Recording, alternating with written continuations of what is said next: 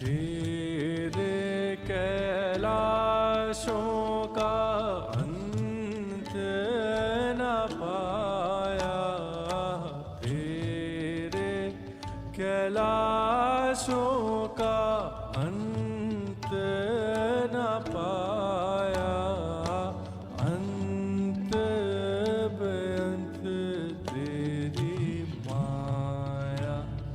ओ भोले बाबा अंत बेअंत तेरी माया।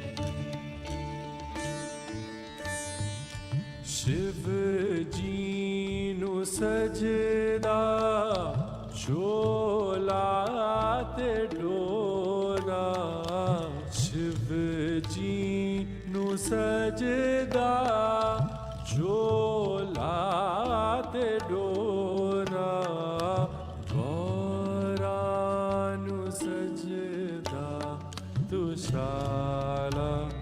ओ भोले बाबा गौरा नु सजदा दुशाला।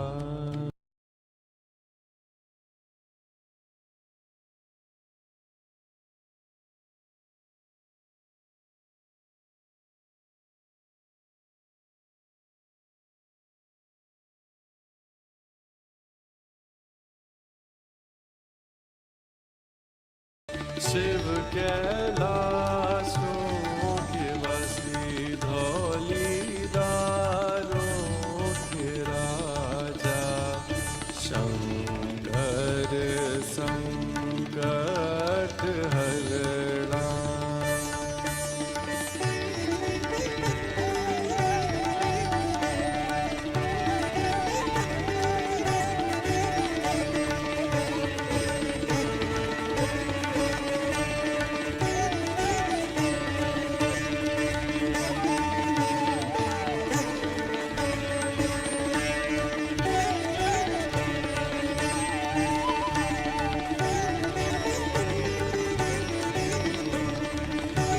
Hello, hello, hello, mic testing 1, 2.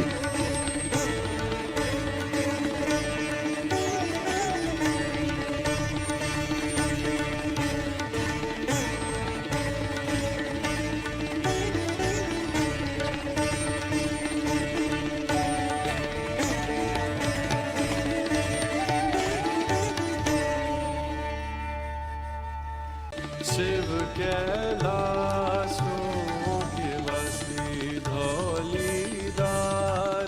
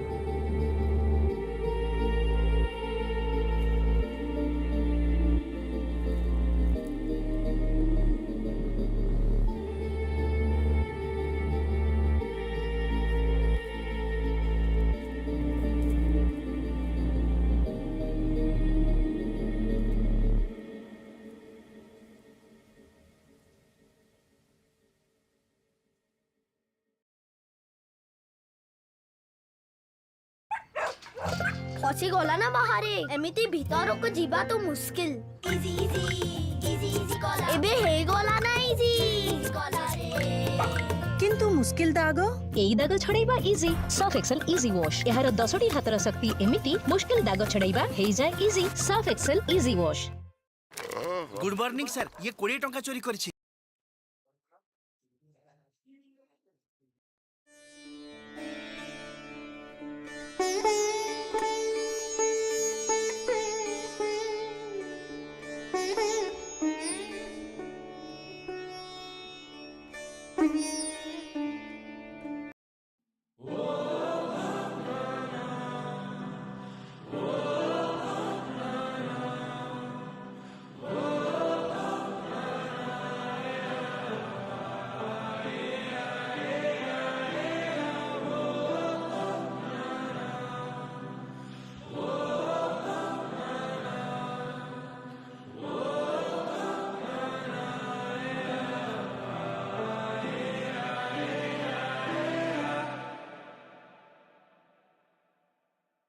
झूठे वादे करके छोड़ गए तोड़ गए सारे रिश्ते नाते तोड़ के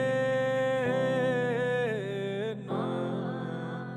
झूठे वादे करके छोड़ गए तोड़ गए सारे रिश्ते नाते तोड़ के तेरी मेरी जो बात निराली है लगता है मुझको कि अभी बाकी है।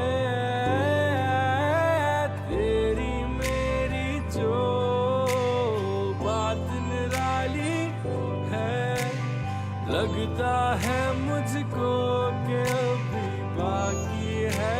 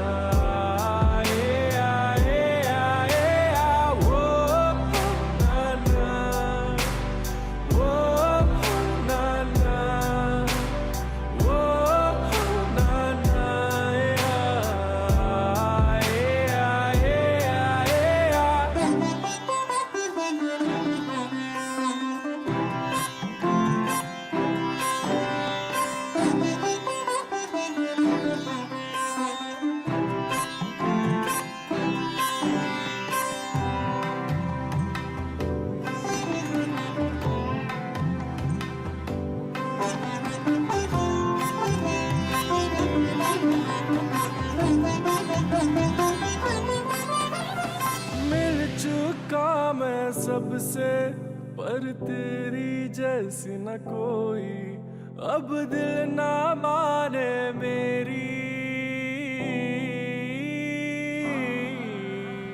काश कुछ ऐसा हो कि तू मेरे संग हो, फिर जाने ना मैं दूंगा मुझसे दूर कहीं।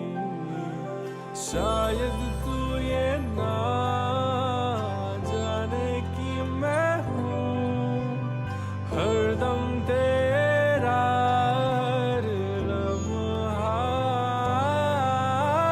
शायद तू ये ना जाने कि मैं हूँ हरदम तेरा हर लम्हा। वो ना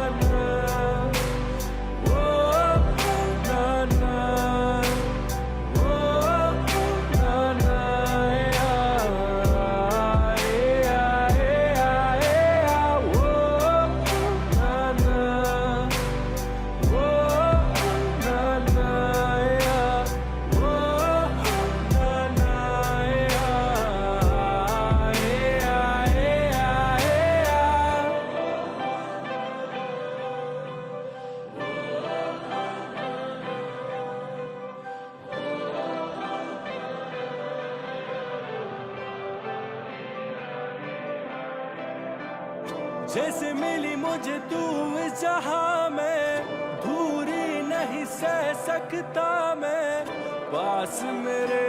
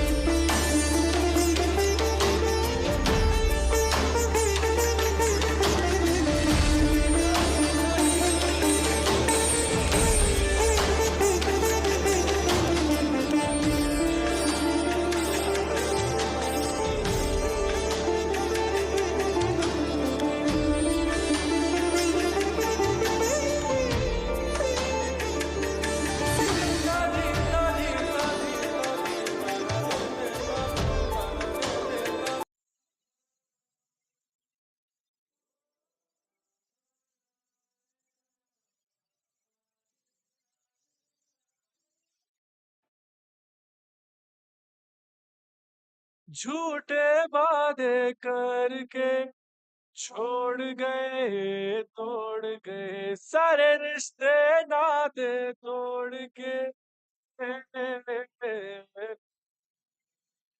झूठे वादे करके छोड़ गए तोड़ गए सारे रिश्ते नाते तोड़ के और तेरी मेरी जो बात निराली है लगता है मुझको कि अभी बाकी है तेरी मेरी जो बात निराली है लगता है मुझको कि अब है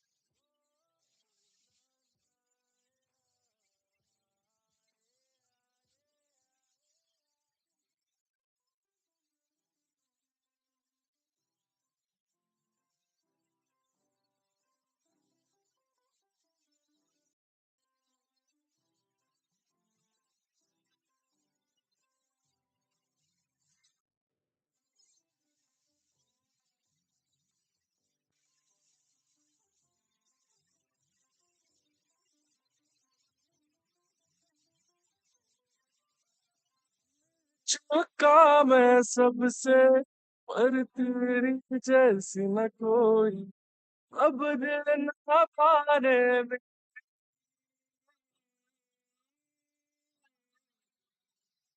काश कुछ ऐसा हो कि तू मेरे संग हो, फिर जाने ना मैं मुझसे कहीं, शायद तू ये ना जाने कि मैं हर तेरा हर आवाज़ ना जाने कि मैं समझेगा वहाँ।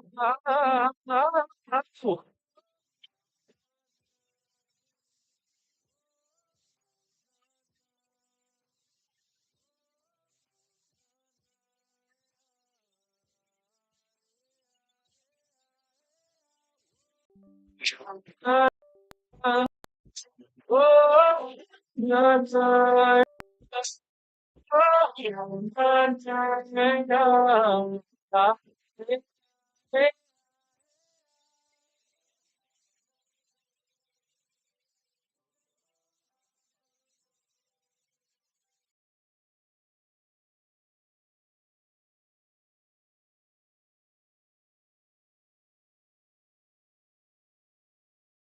जहां मैं पूरी नहीं सह सकता मैं, पास मेरे आ, आ, आ, आ,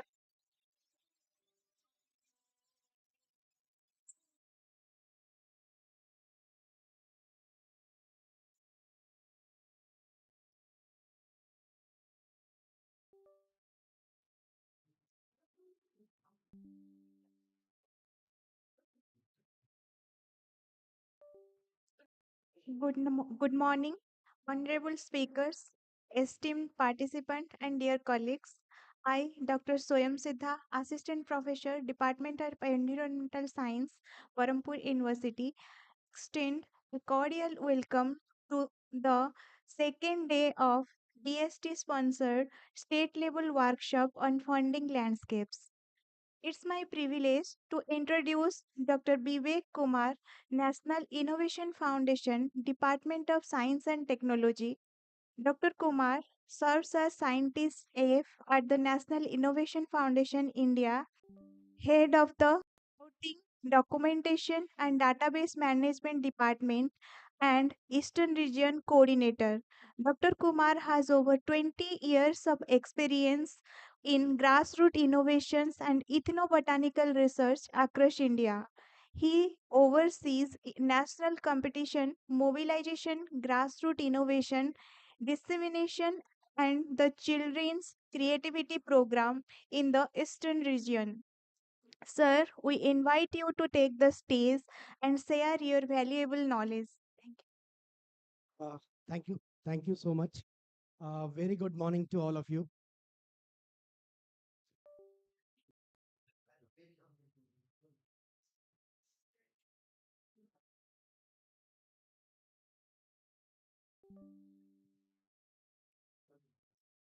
Hello. Hello. Yeah.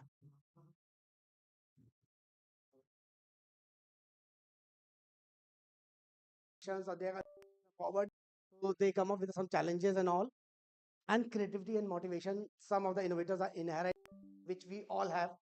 Sometimes we saw the problems, but we never thought of a solution type. We always thought of someone else will come and solve the problem. And there are some many examples of a serial innovators who keep on doing the thing new, seeing the problems. It is not that people are coming to them and telling them. So the grassroots innovations, why it is important? Because they are very simple. They solve simple problems, simple solutions, eco-friendly, incremental. Sometimes they keep changing the things and come up with some innovative things. And sometimes the unique problems are solving. I'll just give you one example of this. You are seeing this is a machine, basically a device for making a sari, basically a pochampalli sari in Andhra and Telangana.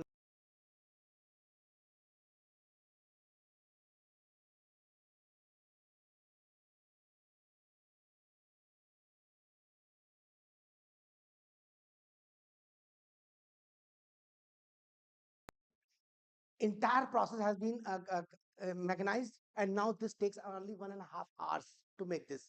So the reduction of drudgery, time, and opportunity for the employment are also given to them. So Telangana, Andhra Pradesh and Telangana government has given 1,000 piece unit to them for making these and giving to the weavers. So the entire tradition of making a Pochampalli sari has again revived. This is a very simple example which I just want to give you. We all see मिट्टी के जो बर्तन होते हैं, मिट्टी के जो pans होते हैं, हम लोगों ने बहुत देखे होंगे. This is a story of one innovator, Mansukh भाई प्रजापति. 2001 में हम सबको मालूम है जब हमारे गुजरात में भूकंप आया था, तो वहां पे कच्छ और उस वाले एरिया में और भुज के एरिया में सब कुछ डैमेज हो गया था, almost devastated. And then there was a news clipping जहां पर ये था कि गरीबों के फ्रिज भी टूट गए. Basically they thought of a saying कि जो उनके पॉट्स थे वो सब कुछ टूट गया. और चूंकि ये हमारा जो इनोवेटर है ये उस फैमिली थे, Kumar. So basically he belongs to the Kumar family, and he thought, why not I make a fridge for eco-friendly fridge for the local people. And from there this journey starts, and आज की date में his turnover is around 3 crores. How I'll just give an example and how NIF comes into the picture and the departments, and then हम उसको किस तरीके से आगे लेकर गए. See, this is the range what he has now. Even on Amazon you can just you will see the entire range of this. So in this entire journey, NIF helps him in incubation process.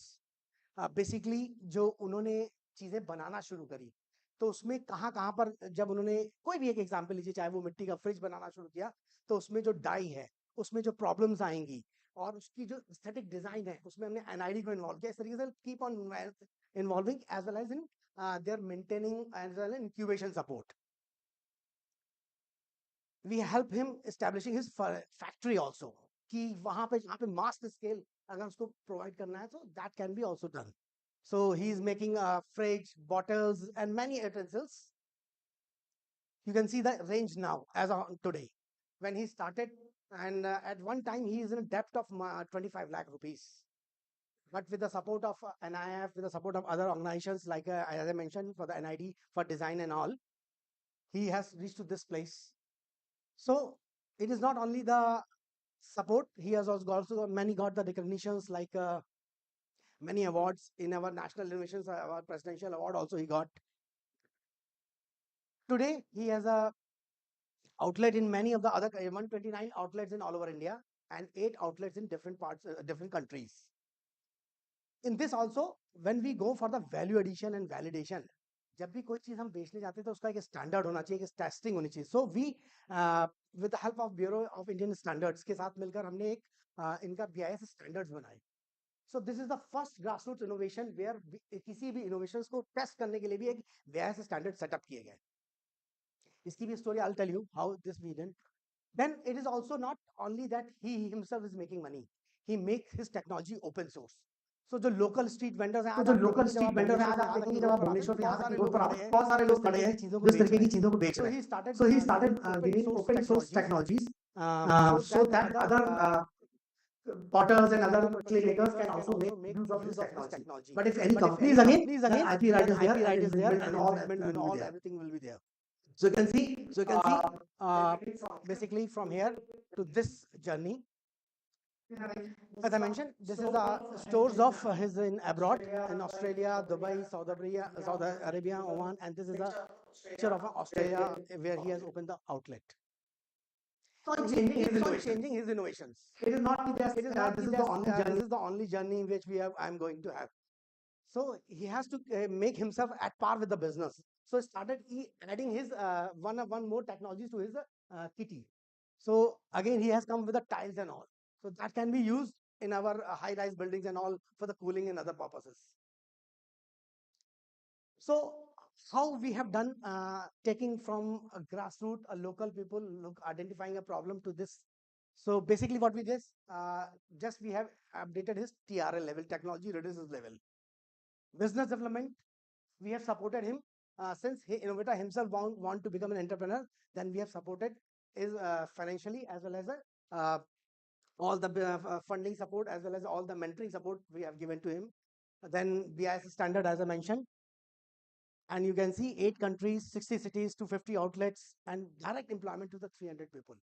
When he was in his society, in his village, people always say that it is a mad. He's already in a debt of 25 lakhs. He has to go and sell his entire land and whatever. Now that entire village is with him and working together for making to the next level. Indirect employment, as mentioned, and then he has also initiated some of the more activities because he thought he has a passion towards innovations and creativity. So he started one small sponsoring award to the kids of their nearby area. Then regular training workshops. So whenever any clay potters and any person who wants to uh, take this business, he used to give a provider training also. So in Meghalaya also, what we did with the support of Meghalaya Science and Technology Department, so we identified a group of 15 people. They went to this Rajkot Wakaner and had a training. Can they take forward? And with this training, they are also giving the business and all. So this is how basically the National Innovation Foundation works. We identify, scout, and document, as I mentioned, making a bridge between formal and informal science. We identify the innovations and the outstanding traditional knowledge. It is not only the local people who are doing innovations. There are many local peoples, many other Vadyas are there in the area who the treatments for their veterinary elements as well as human elements also. So we identify them. We have our own department, value addition and research development. In this, whatever the claims, whatever the technologies, whatever the innovations come to us, we add, we look into the value addition or validation, because we all know जब हम बात करते हैं कि अगर ये technology अच्छी है या नहीं है, बिना वैलिडेशन के या वैल्यू एडिशन के कोई भी टेक्नोलॉजी आगे नहीं जा सकती. Intellectual property management, we file the patents in the name of knowledge holders or innovators. आप इधर देख रहे होंगे, so far we have already filed 1394 patents. All belongs to these knowledge holders or innovators. None of the scientists of NIF is in the name of that, because this knowledge belongs to them. This is their knowledge. We are the custodian. We are the taking, just giving a help or just adding their values into that. So we, as I mentioned, business development and social dissemination as well as technology. So in business development, any innovator who wants to become an entrepreneur, we are giving a mentoring support, financial support. And if they want to be an innovator, then we are looking for the technology transfer to the companies. So more than 120 technologies we have already transferred. It is not many of the farmers are also. It is not only the scientists who have developed the varieties. Even the variety for the thinness of the rice variety, thinness rice, is developed by a farmer. So we filed the PPVFRA registration for these farmers, and so far already 89 farmers we have filed. So what we work on, basically how you can collaborate with us. Looking forward, if you are nearby any place where you came across any innovations or any knowledge holders, you can connect to us for the technological ideas. Sometimes the farmers doesn't have money, that much money, to convert their idea into the working model or prototype. You can source the idea, send it to us, we'll look into that. Technological innovations, I'll have given an example, and traditional knowledge practices. Knowledge practices into the different domains for the veterinary medications, for the human health medications, as well as in agriculture also. Sometimes many other farmers who are taking the plants from the forest in nearby vicinity, making a formulation. I'm not talking about the organic formulations or a panchagavya. I'm talking about the formulations made by them from the collecting some wild plants and for the plant protections for their pest control and all. So this is, I'll just give a snapshot how the range, like you can see this much high-end machines are developed by these farmers. Definitely, of course, the hand-holding support has been given by the NIF and other institutions. Example of plant veterinary medication, plant varieties. This is a variety Madhvan Gajar developed by the farmer, which has a high beta carotene content. This is a cauliflower variety, which is a pest resistant, and as the clad is around 9 kg. So they have developed like the veterinary medications and human health. In veterinary medication and human health, whatever the practices we have received, with the collaboration with the ICMR and CSIR, as well as Ayurveda institutes, we are helping us in validation of these. Another just a glimpse of portfolio what we have in our database of some of these innovations. When we talk about the herbal formulations, we converted some eco-friendly solutions. So all the information we try to give back to the society. It is not only just for the academic purpose. This is only innovation source from the grassroots, from the source and back to the society. This is our model to try to take these innovations forward. This is our presidential award where the outstanding knowledge holders and innovators are given awards by the hands of our Honorable President. This is the glimpse of our last, which has happened in April 2023, where three innovators from Odisha has also got the President Award for their innovations. Many of the innovators have also got the Padma Awards for their innovations. You have already heard the movie Padman. Padman is an inspired story of an NIF. Basically, a Muruganandan is an innovator who has come up make the sanitary napkin making machine, and the rest you have already seen about this movie and all. Ashu process is which I have already explained to you. And these not only about the movies and all, they have already given direct employment to more than 18,000 families. So you can see how much the support. It is not only he himself has come up with the own. He has also given a support to the other many peoples who can take the livelihood programs.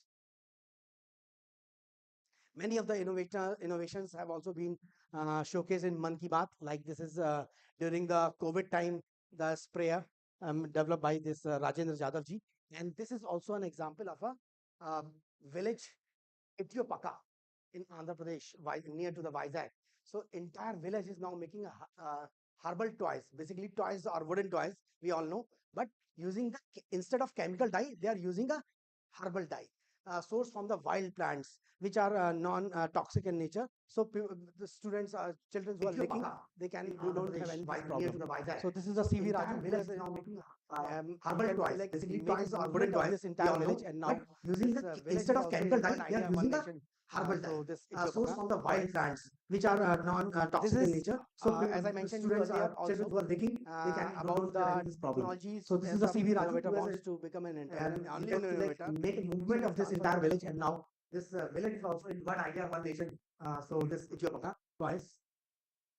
This is, as I mentioned you earlier, also about the technologies. Some innovator wants to become an only innovator. So we transfer the technology. Why I'm sharing this example? John Deere, best leading company of tractors, who have himself their R&D. They don't source any technology from outside, but they found potential technology from our database developed by these two innovators, basically of Haryana Panwal, for this tractor operated paddy transplanter. And then all the technology as a knowledge from this patent rights, as well as upfront payment has been given to these. So why it is not only the grassroots innovators have developed simple technology. They have come up with the high science and R&D since John Deere, that like company station will going forward. So it has a value. Now in next 2 years, it will come into the market in the name. So we had also tied up with the Amazon to take these innovations to scale up to throughout the country, because the supply is also a limitation for them, for us also, for these innovators to reach to them. So we tied up with the Amazon. In Amazon also we made the different facility, different window for the grassroots innovators, because they are not capable of making this much of form, science and everything. So we had a discussion with them. We had an MOU where NIF team is looking into that, their innovations, supporting a backend platform for these innovators. Some of the innovations, what we did also, we try to incorporate in the different schemes of the government, not only in the scientific schemes, also on different departments scheme, like forest departments. In forest department, they have many of the schemes, many of the things for the promotion of the livelihood. But they are simple innovations or simple things that they are doing. So what we did, we plugged our innovation in their departmental schemes and try to give the livelihood programs, so that their forest departments can, with the support of forest departments, these innovations can taken forward and the people can get the livelihood. Even in also in prison inmates also, we always know that after their जब उनकी सजा पूरी होती है तो वो बाहर आते हैं तो वो they look for the opportunities क्या कर सकते हैं, but there is a taboo already उनके साथ है और उनके पास कोई स्किल नहीं है तो वो कुछ कर नहीं सकते. वहां पर भी हम लोगों ने क्या किया, कुछ कुछ इनोवेशंस को हमने वहां पर प्लेस किया है, उनको ट्रेनिंग दे रहे हैं उसके थ्रू, उनका जो ताकि जब वो बाहर आए, when they will come out, they can come with some solutions. Yes, they can do this, some of the business or some of the things. So in many of the jails, many of the prison inmates, we are doing this to take these innovations forward. It is not only our innovators or our knowledge students are only in India. We are also giving a platform to them with the support of Department of Science and Technology in different international platforms. One is that social innovation platform for the ASEAN exchange program. So in ASEAN exchange program, there is a competition for the grassroots innovations as well as student innovations. There they are competing, and it is not only the competition, it is also to match the things. Maybe this technology can be useful to their areas, so we can disseminate, or their technologies which can be useful for our India can be taken forward. So we are giving them an opportunity, or all taking them to the for the different innovations. Recently, we have concluded in Malaysia. We have our two innovators got the first prize, as well as these innovations are going to be in some of the places in Malaysia as well in Thailand for the further commercialization and all. In continuation of that, in African countries, we had a MOU with Nairobi University and as well as Ghana University, where we had a discussion with them. So we identified 3 of the innovations, and in these innovations, we have taken to them to their places, modified and customized these innovations as per their need, right? Now they are doing the business, and they are the local people are selling and commercializing it. So our innovators went there, had a discussions with them, identify the requirements, modify the things. So we are taking our innovations grassroots to global. This is another example which I just want to share about a multi-purpose food processing machine. Basically, rickshaw puller from Yamunanagar, Haryana. He has come up with this machine. So earlier, because of his financial conditions, he has to come up to Delhi for some employment, and by fortune or unfortune, you can say, he got an accident, and doctor said you can't pull rickshaw more and you have to go back to your place. So while doing that business and while in Delhi, he came to know about the Khari Babli. Khari Babli is a place in Delhi where the herbal drugs supply is there, or the procurement of herbal drug is there. So he thought, why not? He thought of, yes, there is some good money in that. So why I will try to cultivate some herbal drug and all. And he went back to his place. He started cultivation of aloe vera and other things. But once he came into the once the raw material is ready, then he realized actual the money is in product, not in the raw material. Since he was a poor farmer, he didn't have the money, but he has a creative mind in his head. So he come up with this device with the support of NIF. We further add value into that, and then this multi-purpose food processing machine has been into the place. And in this machine, you can make juice, gel, and other essential oil and other things. If any company wants to make this, they make a multiple variants, because he's a farmer. He wants to solve the problem of all individuals at one shot. So he thought of a machine which can solve the problems. And in this only, not only he's giving the machine, he's also going and giving the training to them. He's giving a training as well as how you can utilize the bioresources of this area and then make the converts into the products and all. So more than 5,000 persons have been already got the employments, and more than 1,000 machines have been already sold by him. And he has now entire set of variations from 30 liter to 150 liter. As per the need, as per this, even in Ormas, in Odisha also, Ormas, you know all about the Ormas. In Ormas also, we had a connected to him, and maybe in next few months, he may got some orders and give into the Kyonjar, Dhinkanal and all for this processing. Even in Ganjam also.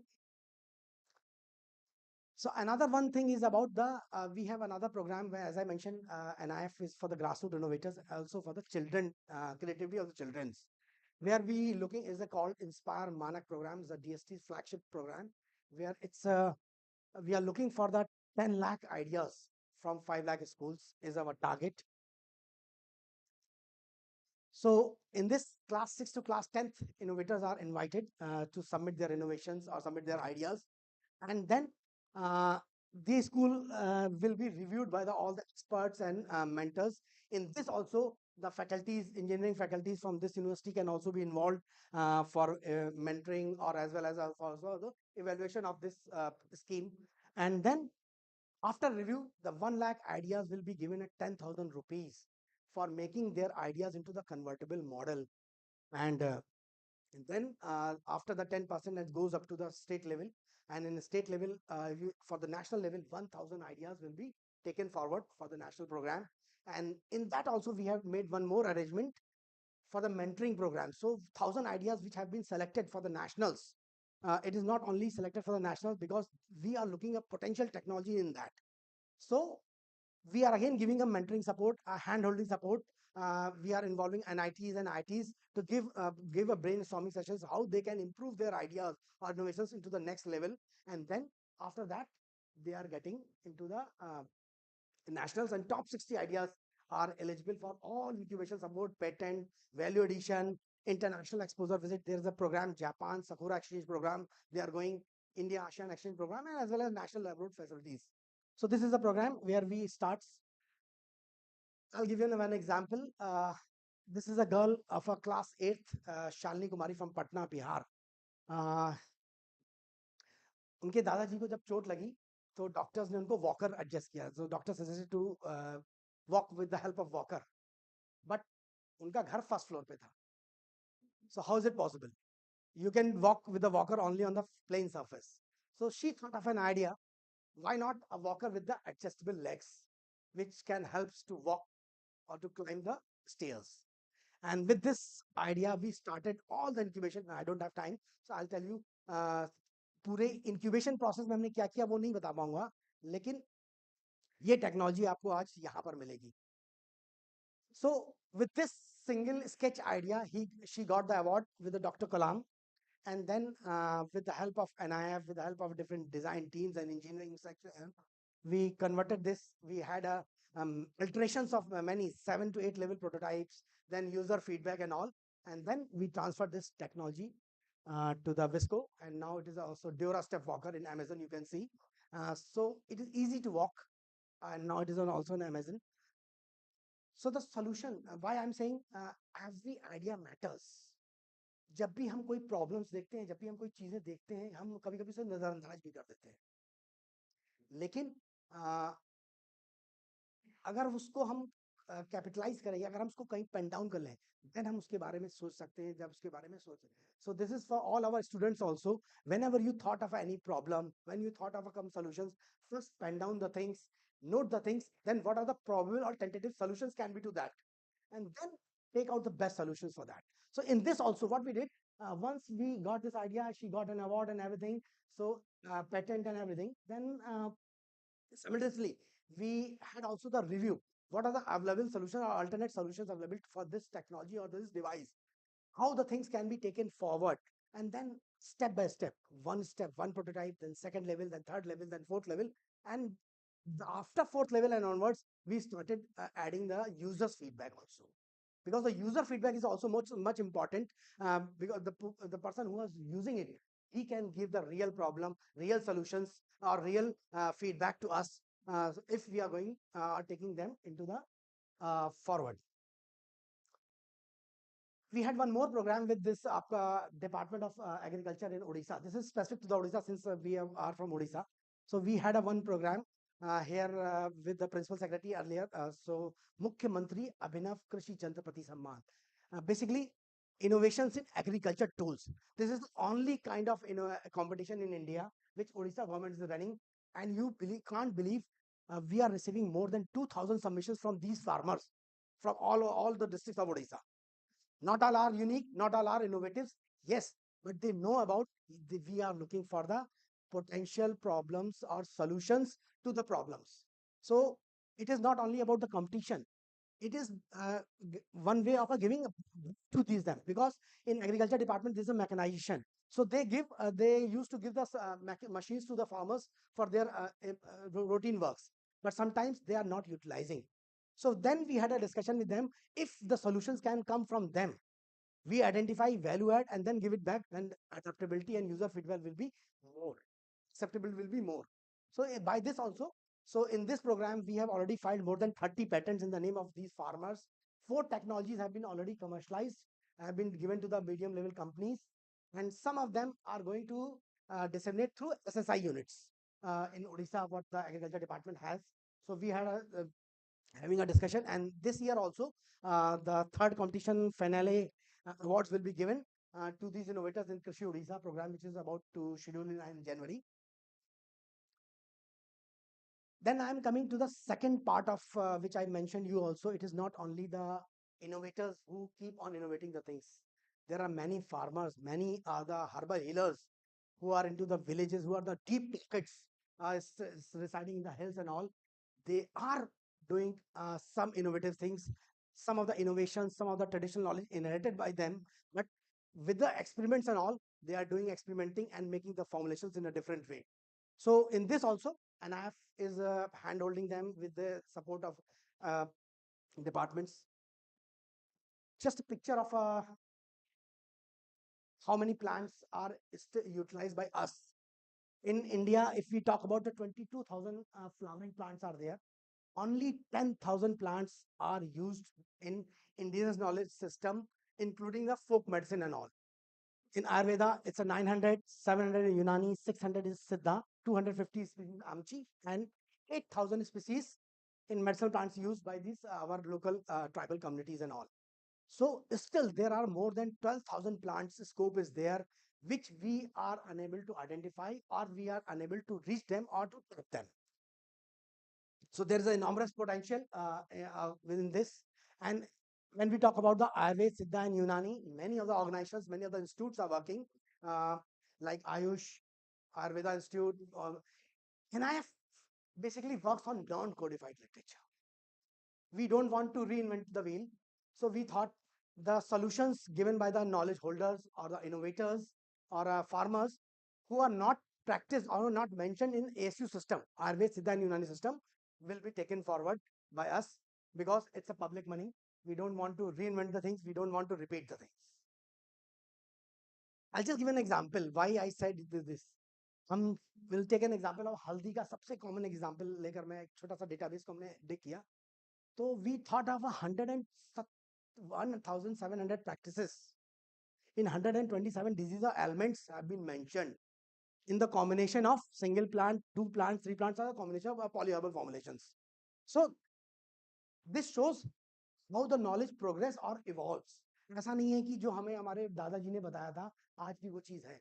बहुत सारे जो herbal healers वाकई में herbal healers हैं, they keep on adding the things, they keep on experimenting themselves and taking these innovations forward. So as I mentioned, NIF mandate is for non-codified, but you can work. If you want to work, you can go to the knowledge holders, get the claims, and then try to validate. You can get a support from Ayush and as well as an NMPB. There are many programs are there. We do help in validating these programs. So in NIF, we work on basically non-codified system, the plants which are not mentioned in the classic codified. If it is mentioned, then you should be new.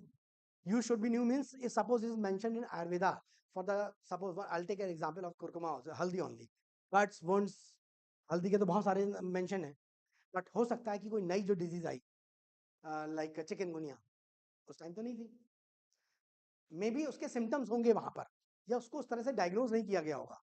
इस तरीके के use, या Ocimum के बहुत सारे, तुलसी के बहुत सारे यूज मेंशन है हमारे आयुर्वेद सब में, ट्यूबरकुलोसिस या कैंसर के लिए. तो इस तरीके के जो भी नए क्लेम्स हैं उस पर हम फर्दर काम करना शुरू करते हैं, और यह कॉम्बिनेशन एक ऐसा जो उसकी बायोफिकेसी को बढ़ा रहा है या आगे लेके जा रहा है, उसके बारे में हम काम करते हैं. In our database, if you just look into that, metabolic disorder से लेकर सिंपल डिजीज तक के फॉर्मुलेशंस या सॉल्यूशंस इनोवेटर्स ने प्रोवाइड किए हैं, from bone health, pain, inflammation, wellness, cognition, oncology. And then we have involved the different institutes. It is not that only NIF can do this thing. So we involved the ICMR and CSR Institute as well as CROs also. As I mentioned earlier also, we don't want to become an academic, only academic project. The claims which are validated can be well accepted by the US FDA and all that can be taken forward for the drug development and all. So we also involved some CROs also. And in this also, we had a brainstorming session with the ICMR DG, and then we formed the committee, and then we set up a protocols for standardized protocols for taking these innovations, these leads forward. Let's just give an example of one herbal knowledge practice which we received from Tamil Nadu. Simple lady, she has given a lead of treating a cataract by the flowers of 2 drops juice of flower for the cataract. So we did all the screening. We didn't find this formulation or this claim mentioned in the literature.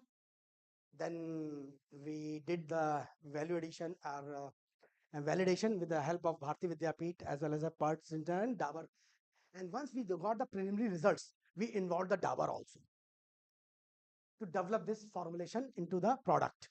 So you can see after the 15 days, stage 1 and stage 2 cataract can be cured with this drops. It can be dissolved. So already the clinicals are going on, and Dabur is a first right of refusal has been given to the Dabur. So if this formulation will develop, it will automatically transfer to the Dabur, and patent is already in the name of innovator. So all the things have been taken care. Many of the information, many of the formulations which we found for the nutraceutical purpose, but if we want to take it forward, as such cannot be. So our team worked together and we converted these technologies into the formulations, other nutraceutical formulations, into the cookies and supplements. So that ultimate the benefit can come back to the knowledge holders. So this is how we develop some companies, Bionutra and all, and then chocolates, biscuits, and cookies we have into this our kitty. Even also in cake also. So with involved a good number of bakeries, good number of, you can see this Lucky Bakery. With the help of them, we are making a range of cookies with the 7 grains and all. Because अगर हम ऐसे कोई चीज को देंगे ना तो कोई लेना नहीं चाहेगा. जब हम मार्केट में जाते हैं ना तो घर में वहां पे अगर आपके एसएचजी वाले बिस्किट होते हैं और पार्ले के बिस्किट होते हैं तो हम पार्ले का बिस्किट बनाते हैं क्योंकि वो टेस्टेड है उसका स्टैंडर्डाइज्ड मेथड है. So our focus should be to get the knowledge from the knowledge holders, give hand-holding support, and convert this into in this form so that it can be taken forward. Similarly, for the mosquito repellents, even for the veterinary medications also. So in this also, we have involved the veterinary medications, veterinary institutes also, even veterinary universities also, who can help us in validation of these claims. Like a Nagpur Veterinary College, Bombay Veterinary College, and so on. They are there. And this is a formulation given by, in this also, I'll just give an example to you. जब ये technology हमने develop करी, basically this is a farmer from a Dang district of Gujarat, very remote district of Dang. वहां पर जब हम इसको commercialize करने की बात कर रहे थे, then he asked very good genuine question. How do you source the biological material or the plant material for this? If you are going to cut entire things, then I am not going to support it. So जो किसान, जो एक herbal healer जिसके पास खाने के लिए भी पैसे नहीं है लेकिन वो भी हमारी बायोडाइवर्सिटी के लिए वो कर रहा है. So what we thought in this formulation, when we got the results and all, we go for the alternative plants. Suppose just given an example, if bark is used and the leaves can be used for this with the same results and all, that we did, and then we take it into the forward. जब हम लोगों ने इसको आगे लेके गए, when we take forward this, we thought for non-codified plants, when I mentioned about the non-codified plants, there is a no standards are mentioned because एक pharmacopoeia होता है. There is one pharmacopoeia for the medicinal plants, जिसके accordingly that pharmacopoeia you can take these innovations or these leads forwards. For the non-codified, it is not there. So NIF takes the lead with the help of Ayurveda Ayush Department under CCRS. We've initiated, and we launched our last ever Festival of Innovation program, pharmacopoeia for the 50 plants for the non-codified. And this will keep going on. I'll just give you another example of a herbal healer who got the US patent. Basically, this is a lead given by a knowledge holder who is giving a treatment for the typhoid. He doesn't know what the science behind it, but we validated. We found that this is a resistant for the even also for the resistant for the 40 bacteria which are resistant, and he got the US patent. One more, just two more minutes I'll take. It is not only that NIF is only looking for the technology transfer or commercialization. We are also for society at large. Make some formulation with open source. This is we know the ticks and lice problem. Chemical solutions are there.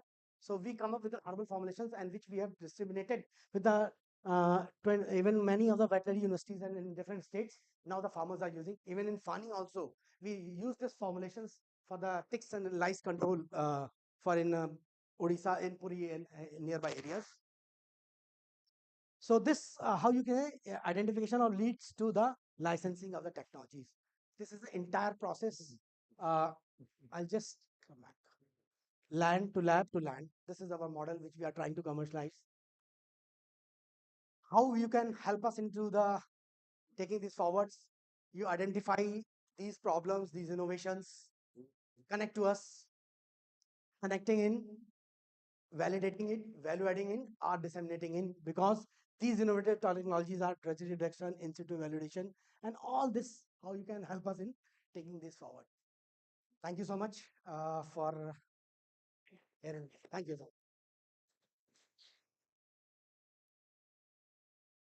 Thank you, sir. Please.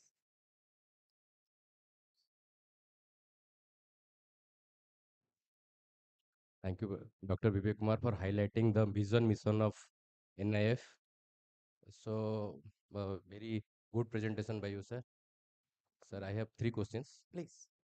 First is how this NIF is promoting innovators, entrepreneurs from ground zero. So, what is the fund strategy? So, I have been through the website, but nowhere it is written how to apply for a project or how to apply for a patent. There is no connections are there. Second, so you talked about this uh, pharmacopoeia as well as the herbal turmeric and other medicinal.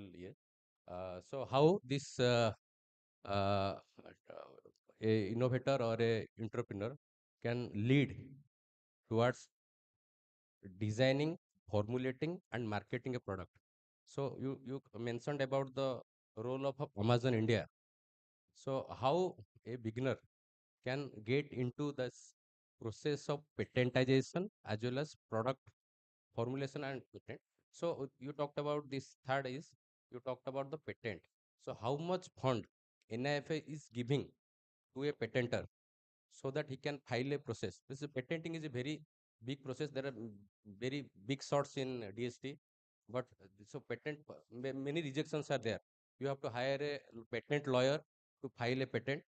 But there are 2 more processes like product and process formulations. So it is very difficult to file a patent.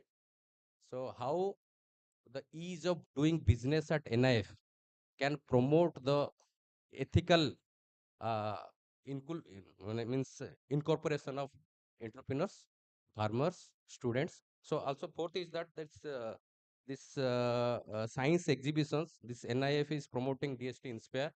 So a very good amount, around 10,000 rupees is given to students for promoting very noble science projects. I have been to many science exhibitions. Every year there is duplicacy is there. So why don't you make a website that this sort of projects or this sort of titles are not allowed? So you see in all over India, you are giving ample fund of money. So this is not being exercised in translating idea into product. Okay, thank you, sir. Thank you so much. I'll start with the last one. So when we talk about the Inspire Manak program, this is a one. Inspire Manak has a 2 objectives. One, as I mentioned, to give some technologies, converted viable technologies to the society is a one. Other one is to give a lead or at least sensitize these students towards towards the creativity and innovation. In Inspire, we have on our website, even we used to have our mobilization programs. There we have already keep tracking them, telling the students and teachers, please do not apply for these projects. But still, why we are not uh, making cross, or you can say totally taking out of that? Sometimes some solutions can come out from this as maybe some incremental change, as I mentioned. So this is one possibility which we have not specifically mentioning that please don't. But we are keep telling don't give rain harvesting because it's not the new idea of rain harvesting. No, its implementation part is there. So that we are saying. I'll just give you example why we are not saying. Uh, we got one idea, one lead from Andaman and Nicobar, where हम सब ने घर में gas cylinder use किया होगा. उसकी जब knob खोलनी होती है ना, एक स्ट्रिंग होती है, उसको स्ट्रिंग को खींचना पड़ता है. समटाइम्स वो स्ट्रिंग थोड़ी वो होती है, कट हो जाता है.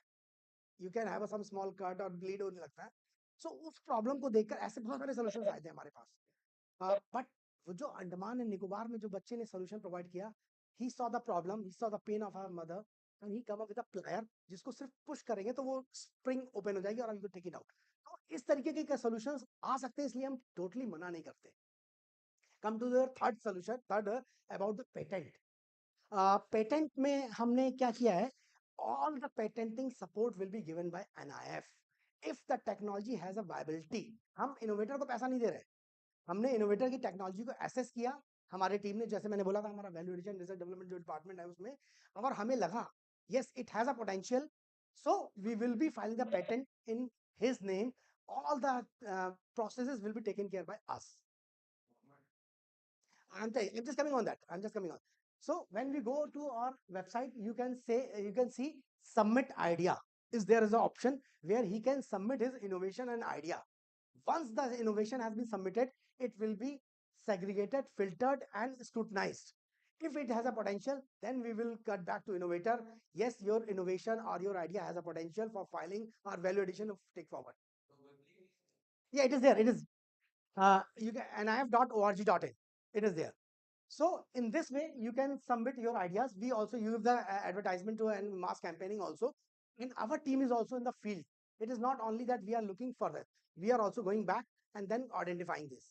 So this way, we reach to the people from the ground level. As I mentioned in the Mukhyamantri competition also, here why we have involved the agriculture department, because agriculture department has a field level functionaries, village level workers which are going in each and every village. Yeah. Yes. See, the moment you submit an idea, you will be receiving a reply from us from 7 to 15 days that your idea has been submitted and has been kept for the evaluation. The moment it goes on, we reply to the communication. It has been accepted. It has been reported. We can't take it forward. Or suppose if it is a professional, then we give some links to the other organizations where you can look forward.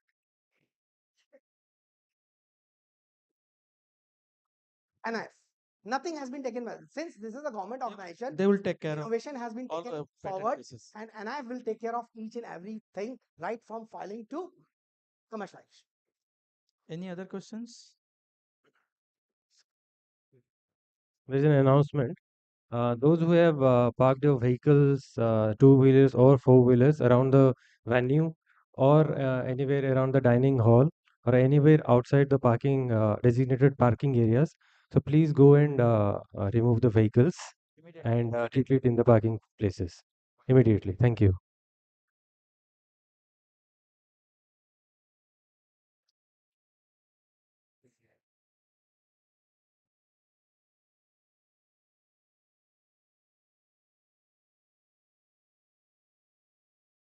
See, actually, the linkage between NIF and Amazon is for the only for the grassroots innovators. है ना? So if a grassroots innovators, once he has to fall or comply with our matlab, mandate and all. Suppose you have, just to give an example, if you are an innovator, you have submitted your formulations and all the things, we validate, we value add, then definitely we connect to you. If you not file in our mandate or in suppose the formulation or the things which you have already made is well known in other things, maybe some incremental innovation where NIF looks it doesn't have the potential, we'll simply communicate to you and give the links. you immediately you can directly contact with them, not through NIF.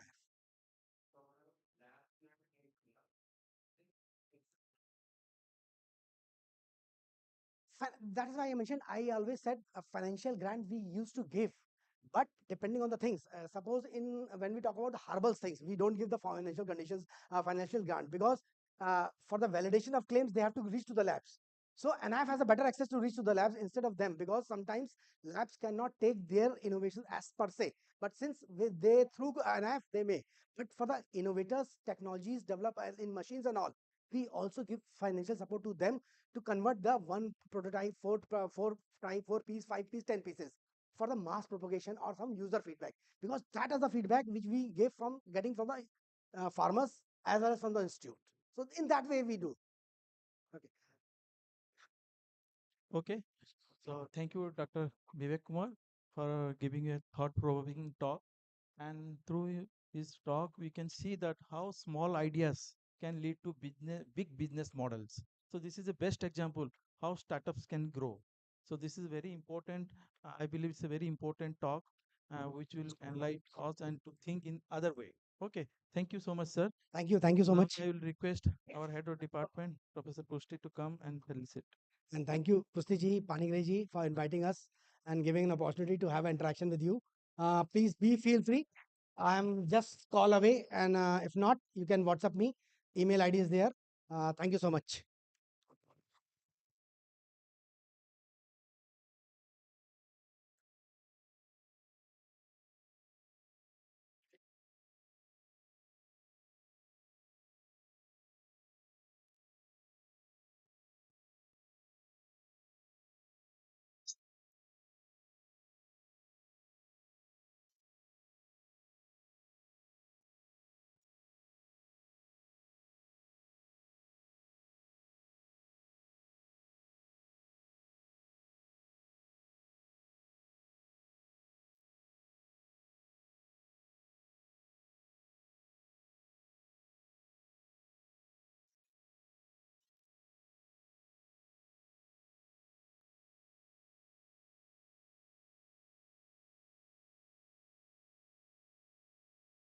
Connected.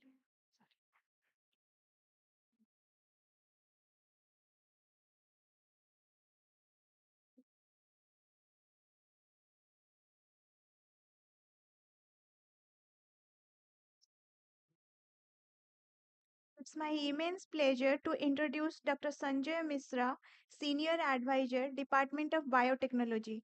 Dr. Mishra brings 2 decades of experience in teaching, research, and academic management across India, UK, and USA, Australia, including 10 years of service with the Government of India. His expertise spans strategic planning, policy designing, and implementation in education, science, technology, innovation, gender advancement, climate change, and biotechnology.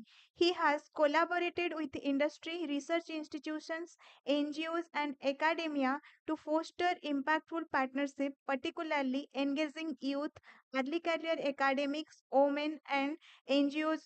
Sir, you may now take the platform to enlighten the gathering.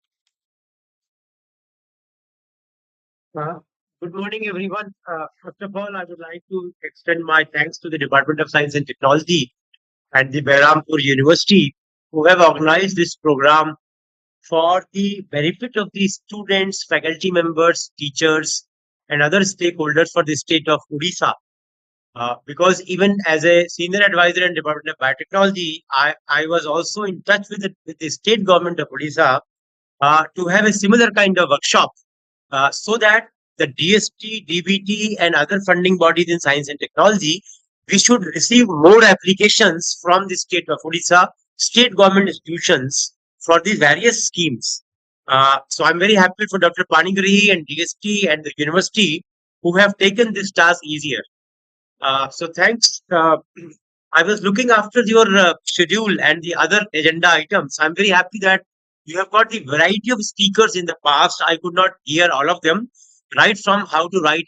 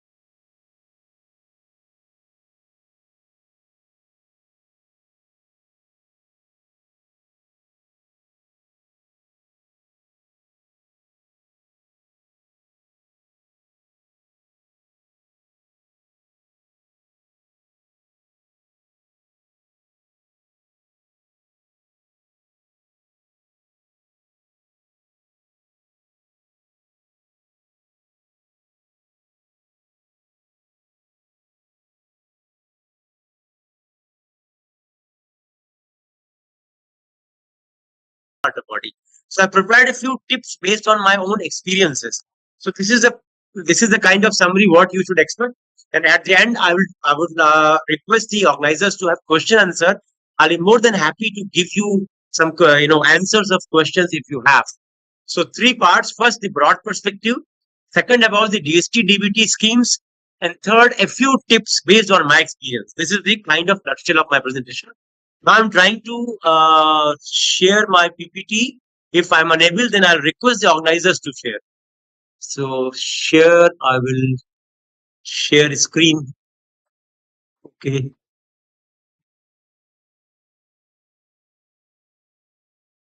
To share screen. And then I need to. Okay. Just bear with me 10 seconds. This is the most difficult task I always find.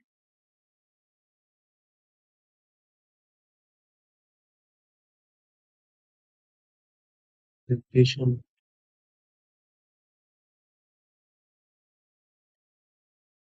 Now I can go for full screen.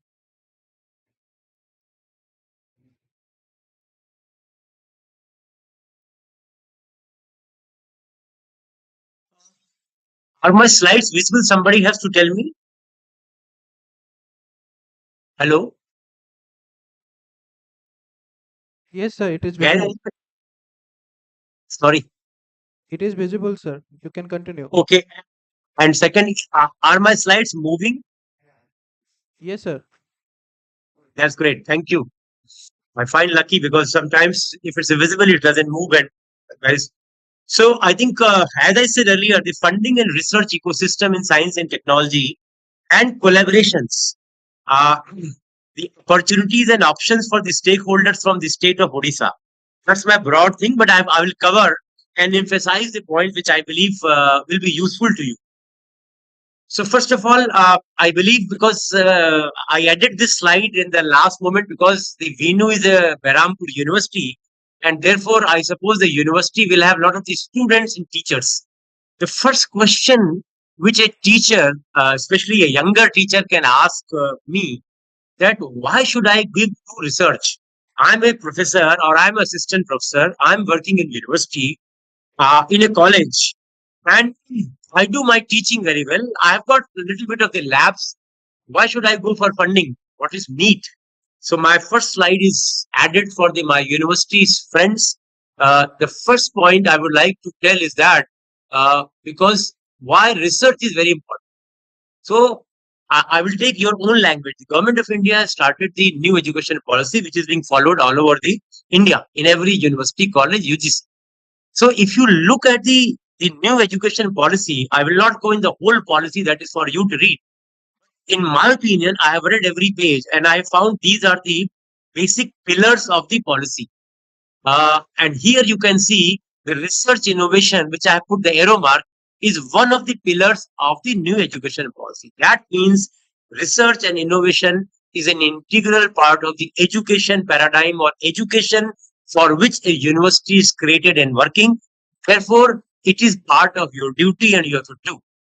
The two others, the points which I have arrow marked is the vocational education and skill development, which are slightly different. But I have added because I myself was teaching for 2 decades in the university and college system.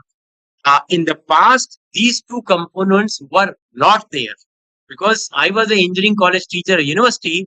I'll say for vocational, go to Polytechnic, go to ITI. I'm a college or university professor. But no, just to add that the vocationalization of the higher education is the kind of new beginning in the NEP.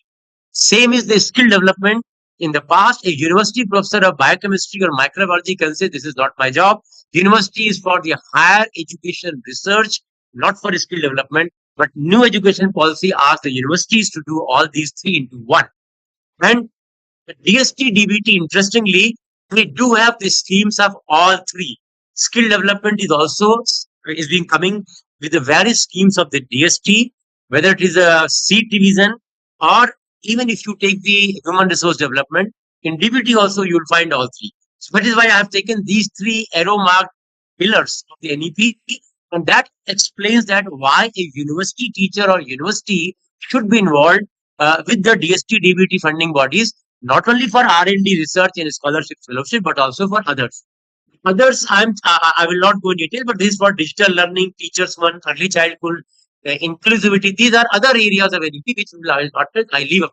So I hope that I am able to convince the university staff and teachers that yes, you have to do research, you have to do the skill development vocational part as much as possible. Second point is the investment in research infrastructure, supporting early career researchers and promoting industry academia partnership is the way forward for technology self-sufficiency. This is a part of NEP. So it suggests that for research infrastructure, if I'm a university professor, I do have my chemistry lab, let's say, how do I get my high-end equipment, let's say mass spec and confocal microscopy, which will cost me crores? The Odisha state government may pay you some money for research infrastructure, but may not be able to pay you for high-end research equipment, which are required for the PhD level. So that is the second point, that you have to come to the funding bodies, whether you do a research or you improve the research infrastructure. And even the new body, which is NRF, which is on the way, which has just been created last 1 year, that also supports the state universities, colleges for departments, and therefore the DST, DBT, and other universities, they also require it to R&D projects. So this is, my slide is only for the universities to convince that this is something which you need to do. Then I'll go to my second slide. Now I'm unable to. Okay, that's good.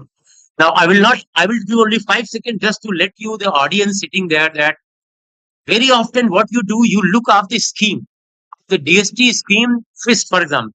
You directly know about FIST, for example. But my only request, if you are a university teacher or a postdoctoral researcher, you must give some time to read the science and technology policy, because these, in the past, if you look, the science policy was in 1958, then 1983 is technology policy, then you have a 2003, and the last policy, 2013, which is approved, is called science, technology, innovation policy. My only message to you is that as a student, as a teacher, that DST, DBT, the government of India, all departments, they work under these policies. So if you are aware what the policy is and you write your project proposal aligned to the policy, most likely these departments will support you. Okay. And you can see the policies are done in 10 years, 20 years time. They give the direction of the science and technology investment. You can very well say 1958, agar aap dekhenge, you will find that only science policy. There is no word of technology. There is no word of innovation. That means in 1958, the science ministries will be primarily science driven, curiosity driven. If you look further, 2008, I think 1983, technology policy statement came into. That means the science includes technology. And then you see the innovation has come in 13. So in very short, you understand the mood of the government or the vision of the government at the central government level. That is where if you start your career, you can plan कि भाई अगर technology का focus आ रहा है 1983 में, तो अगर आपके प्रोजेक्ट प्रपोजल्स में यूनिवर्सिटी से टेक्नोलॉजी की बातें करेंगे, then you will have more alignment with the technology. 2013 onwards, you can see innovation is there. So that means now if you are making your projects towards innovation, then you are more likely to get, there will be more schemes of innovation. Like in DST, I recall in 2015-16, the budget of NEP division, which used to take care of the innovation, entrepreneurship, startup, the budget increased from 80 crores to 250 crores. So, I mean, this just giving you, because of the policy shift, innovation was included, the funding was doubled. So that means you have more opportunities to think and get advantage of this. All right. So my only point is to, if you are aware of these things, will help you to have your plans. Now, S&T departments in India. Now, one of the things which I believe that when I visit to the various state government colleges, universities, people know only 3 agencies, 2 or 3 agencies कि भाई हमको अगर fellowship चाहिए, project चाहिए, DST, DBT, CSIR, and if you are in health area, then they know ICMR and ICR. That's all. 95% people, they apply to DST, DBT, and primarily DST or SERB. These were the funding bodies. So I would like to give you some kind of idea that there is a life beyond these two institutions. I'm saying that DST, DBT, and CSIR are important, the science ministries.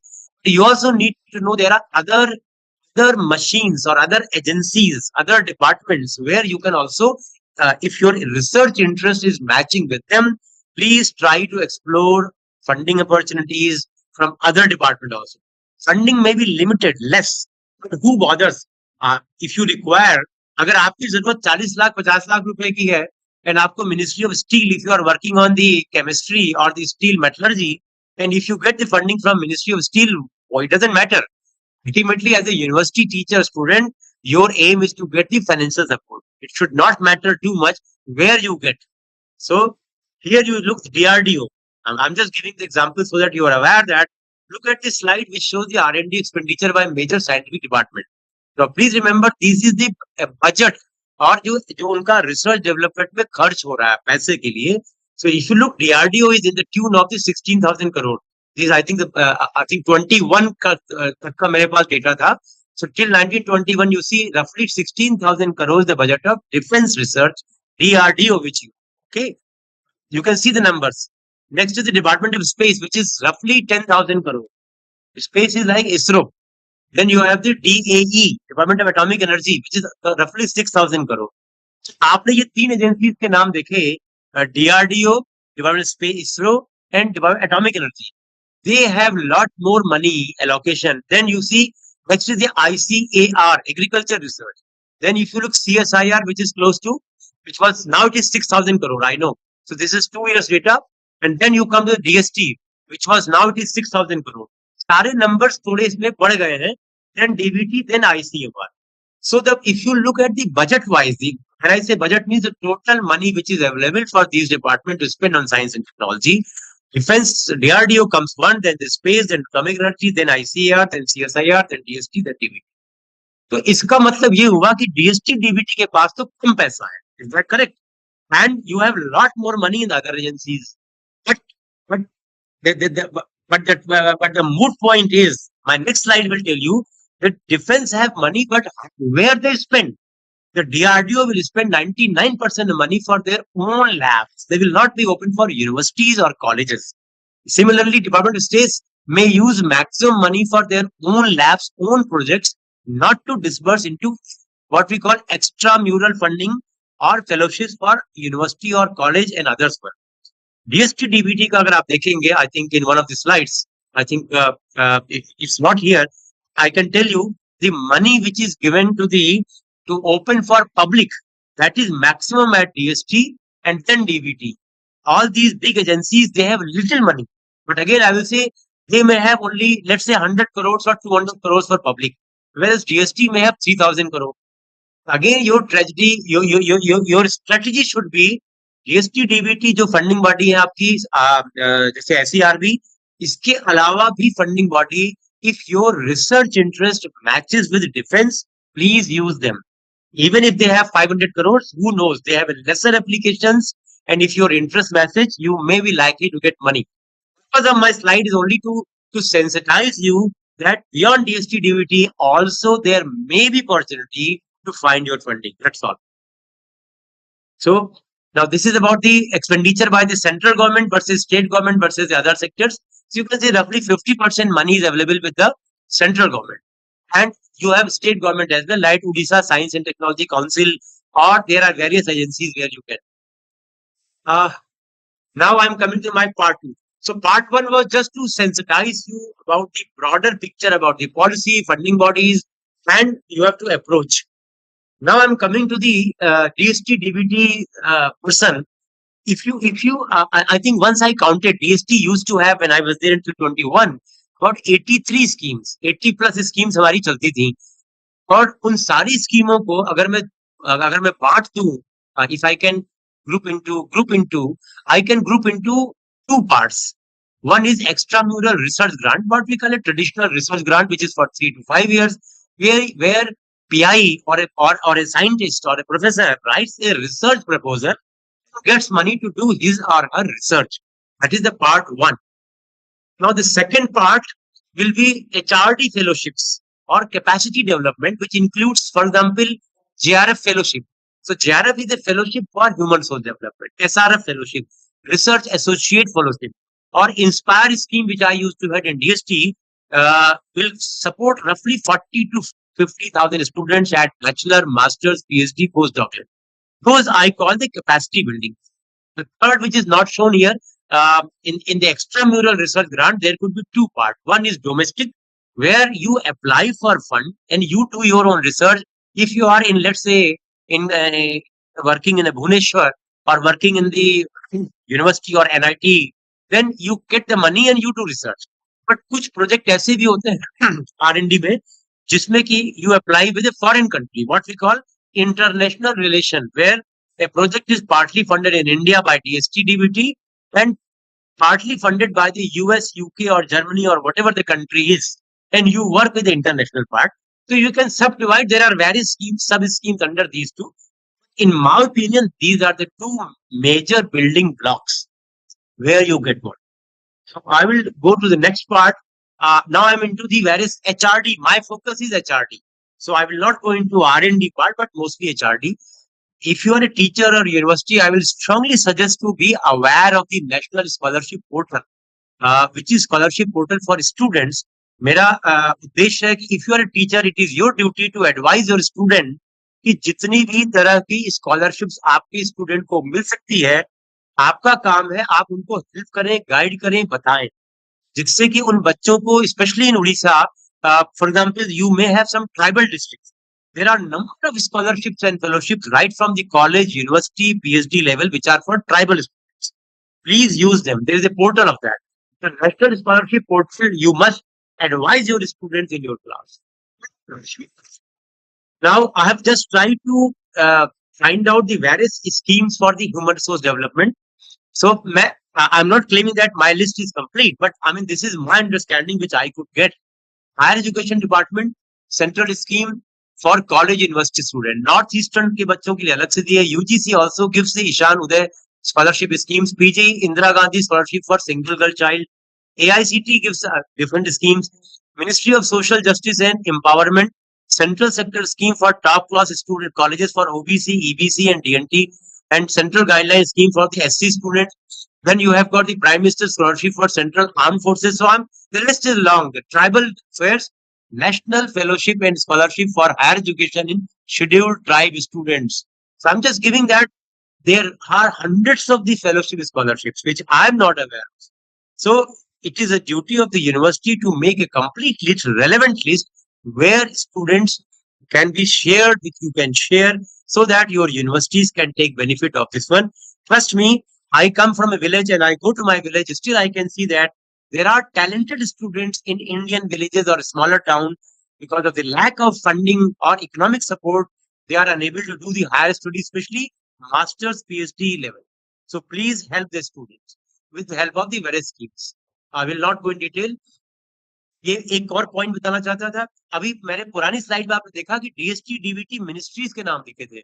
But many of you may not be aware that there is something called Niti Aayog, जो पहले planning commission होता था.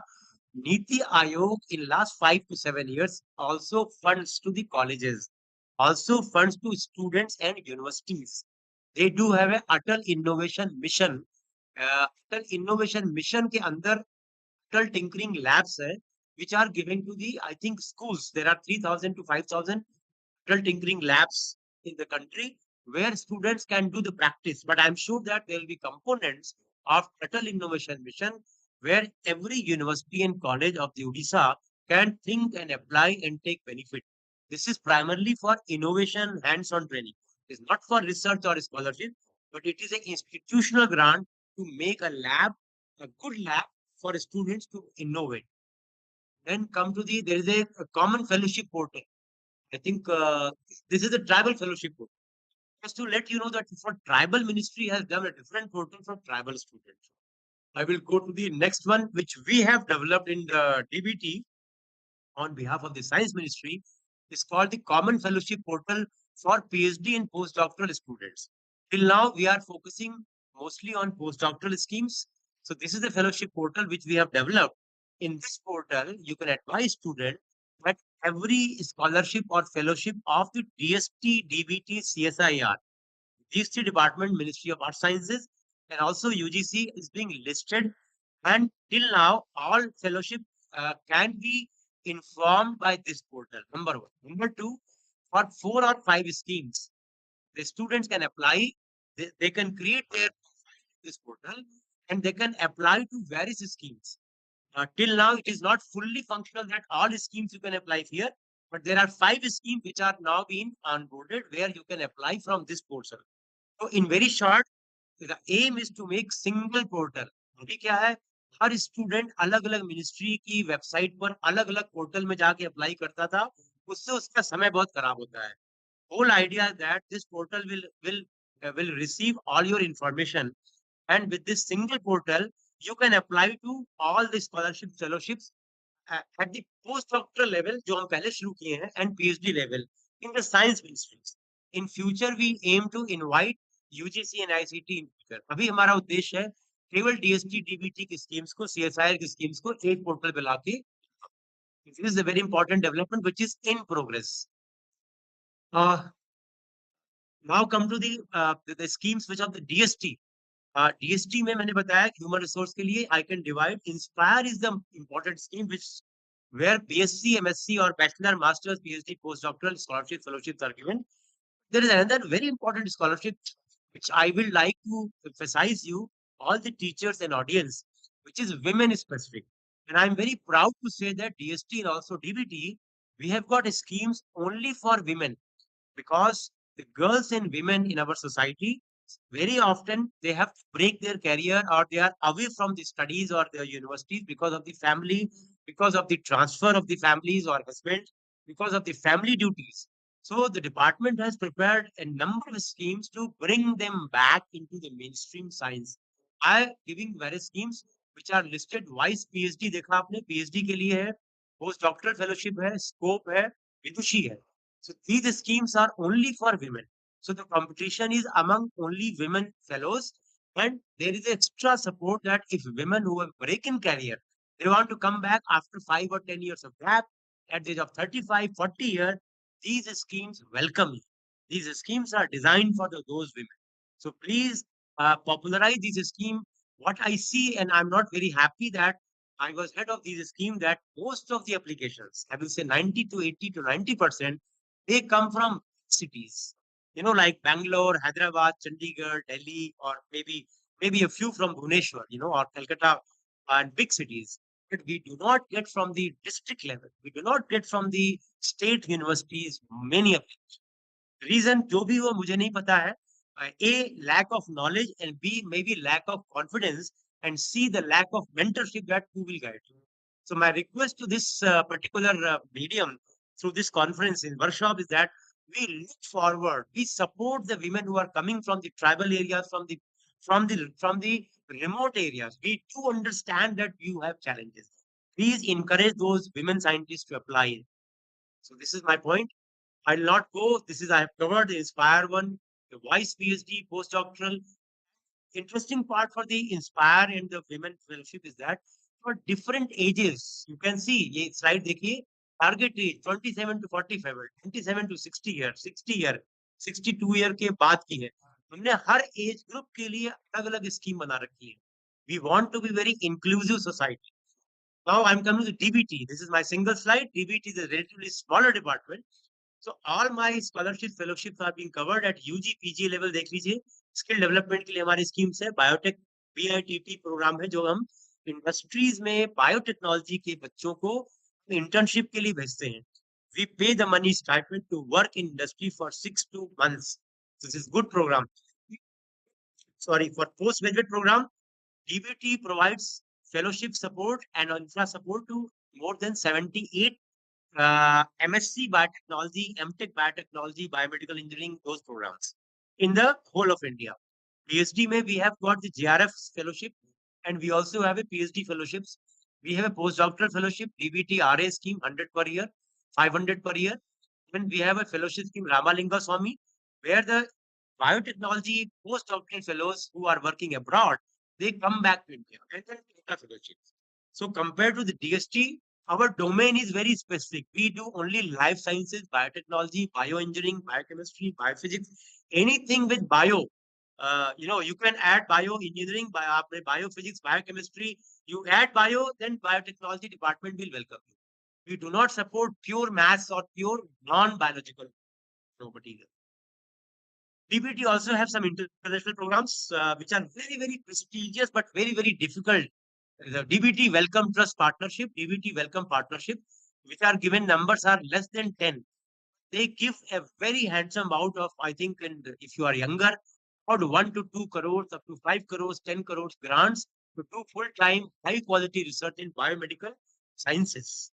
Uh, Now, this is another scheme which I will like to request the audience to take advantage. I'm again working and head of this particular program is called CTEP program. C stands for conference, T for travel, E for exhibition, and P for popular lecture.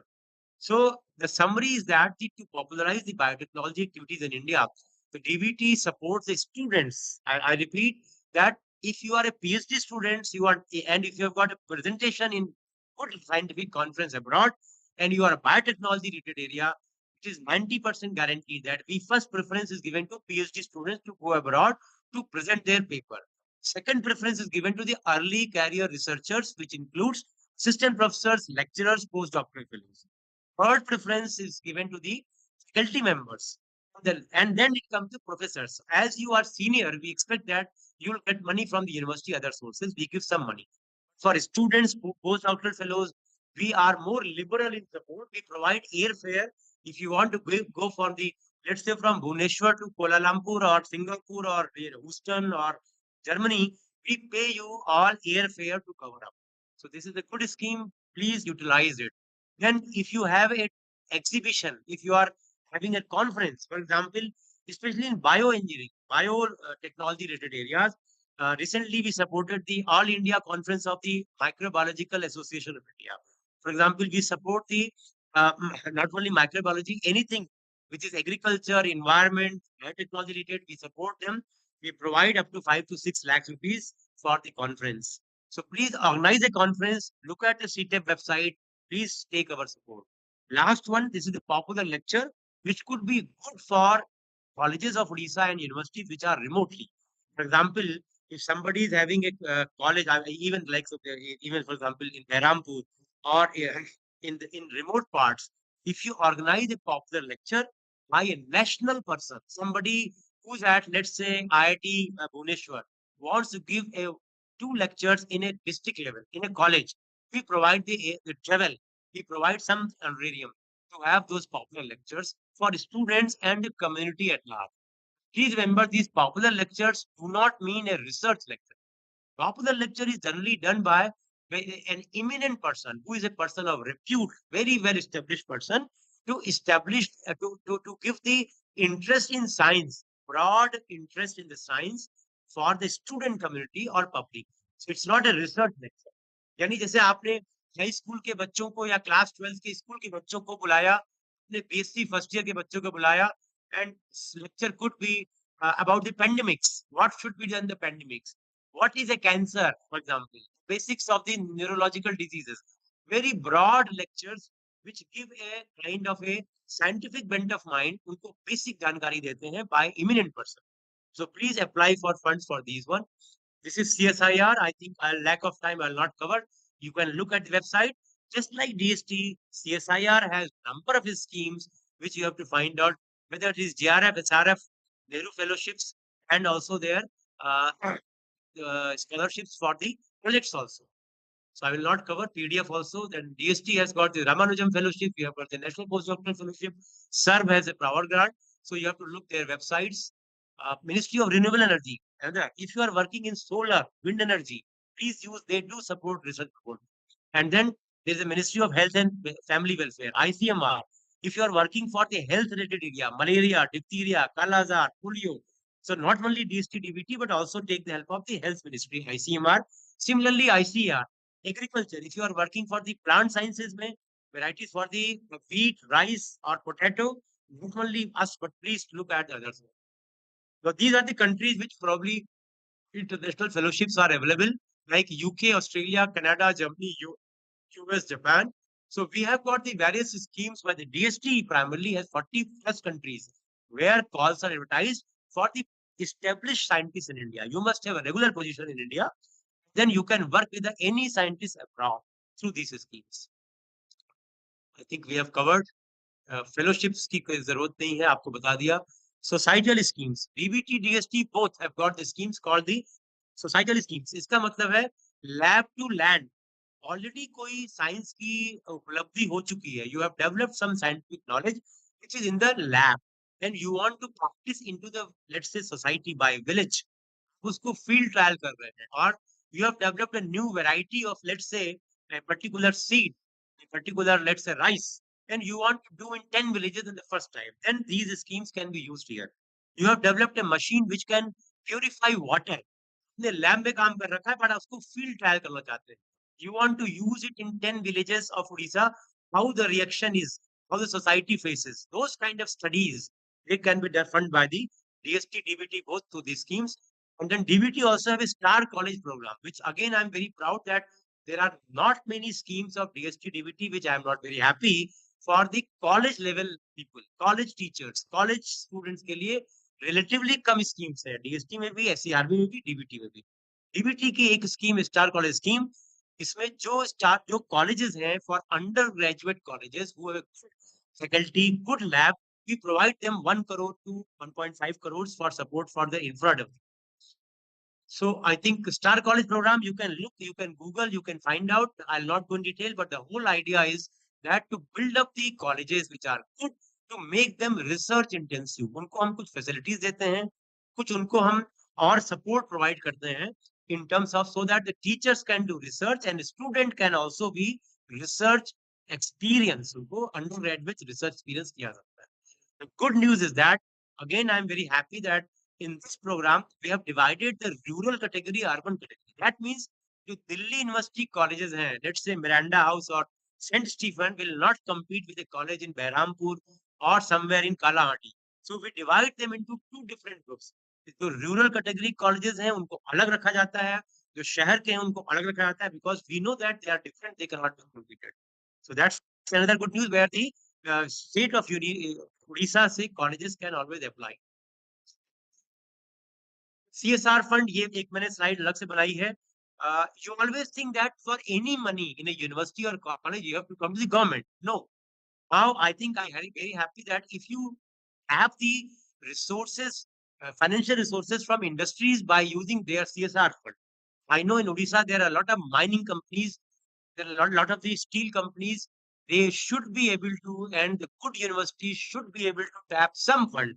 It could be 20 lakh, it could be 5 crores. I'm not saying what, but some funds, if your vice chancellor or dean or professor and head, if you liaison with those companies who are based in Odisha, I'm sure that you'll be able to have some funding from them for your research, for infrastructure, for scholarships, and these funds will be much more free.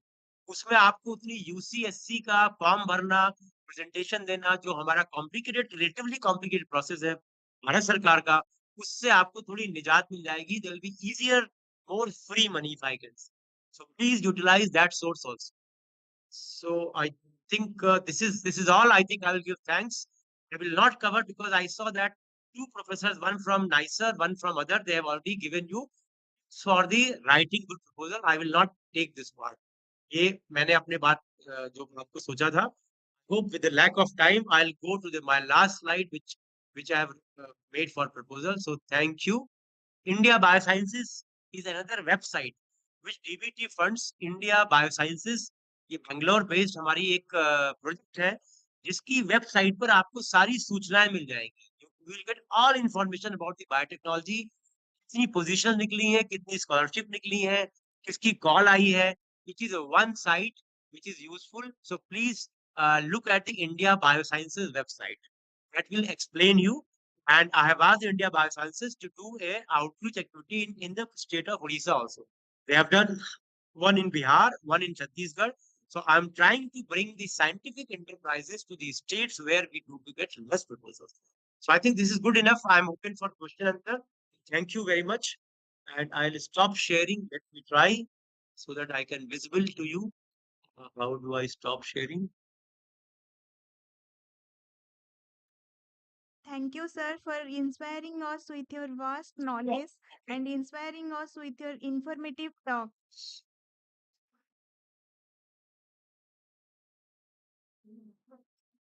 Now the session is open for discussion.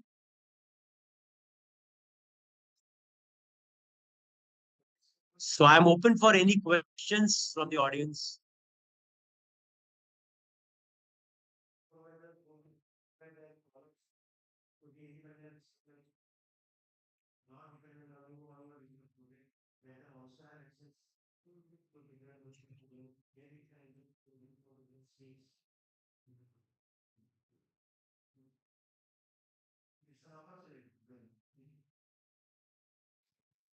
Since he has been dealing with the initiative, you have?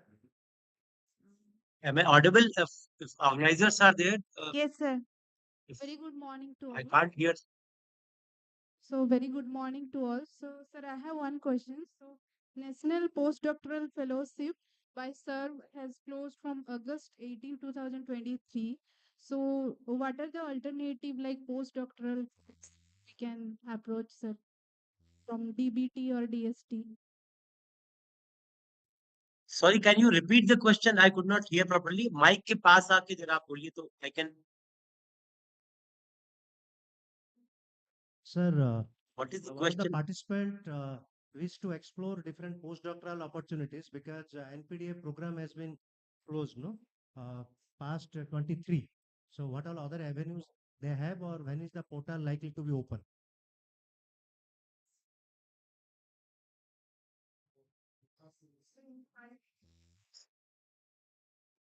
Sorry, I think if organizer can repeat the question to me. Good morning, sir. Am I audible? Yes, yes. Now you are audible. I Yeah. can hear. Yes, Thank you, please. sir. Sir, the question is basically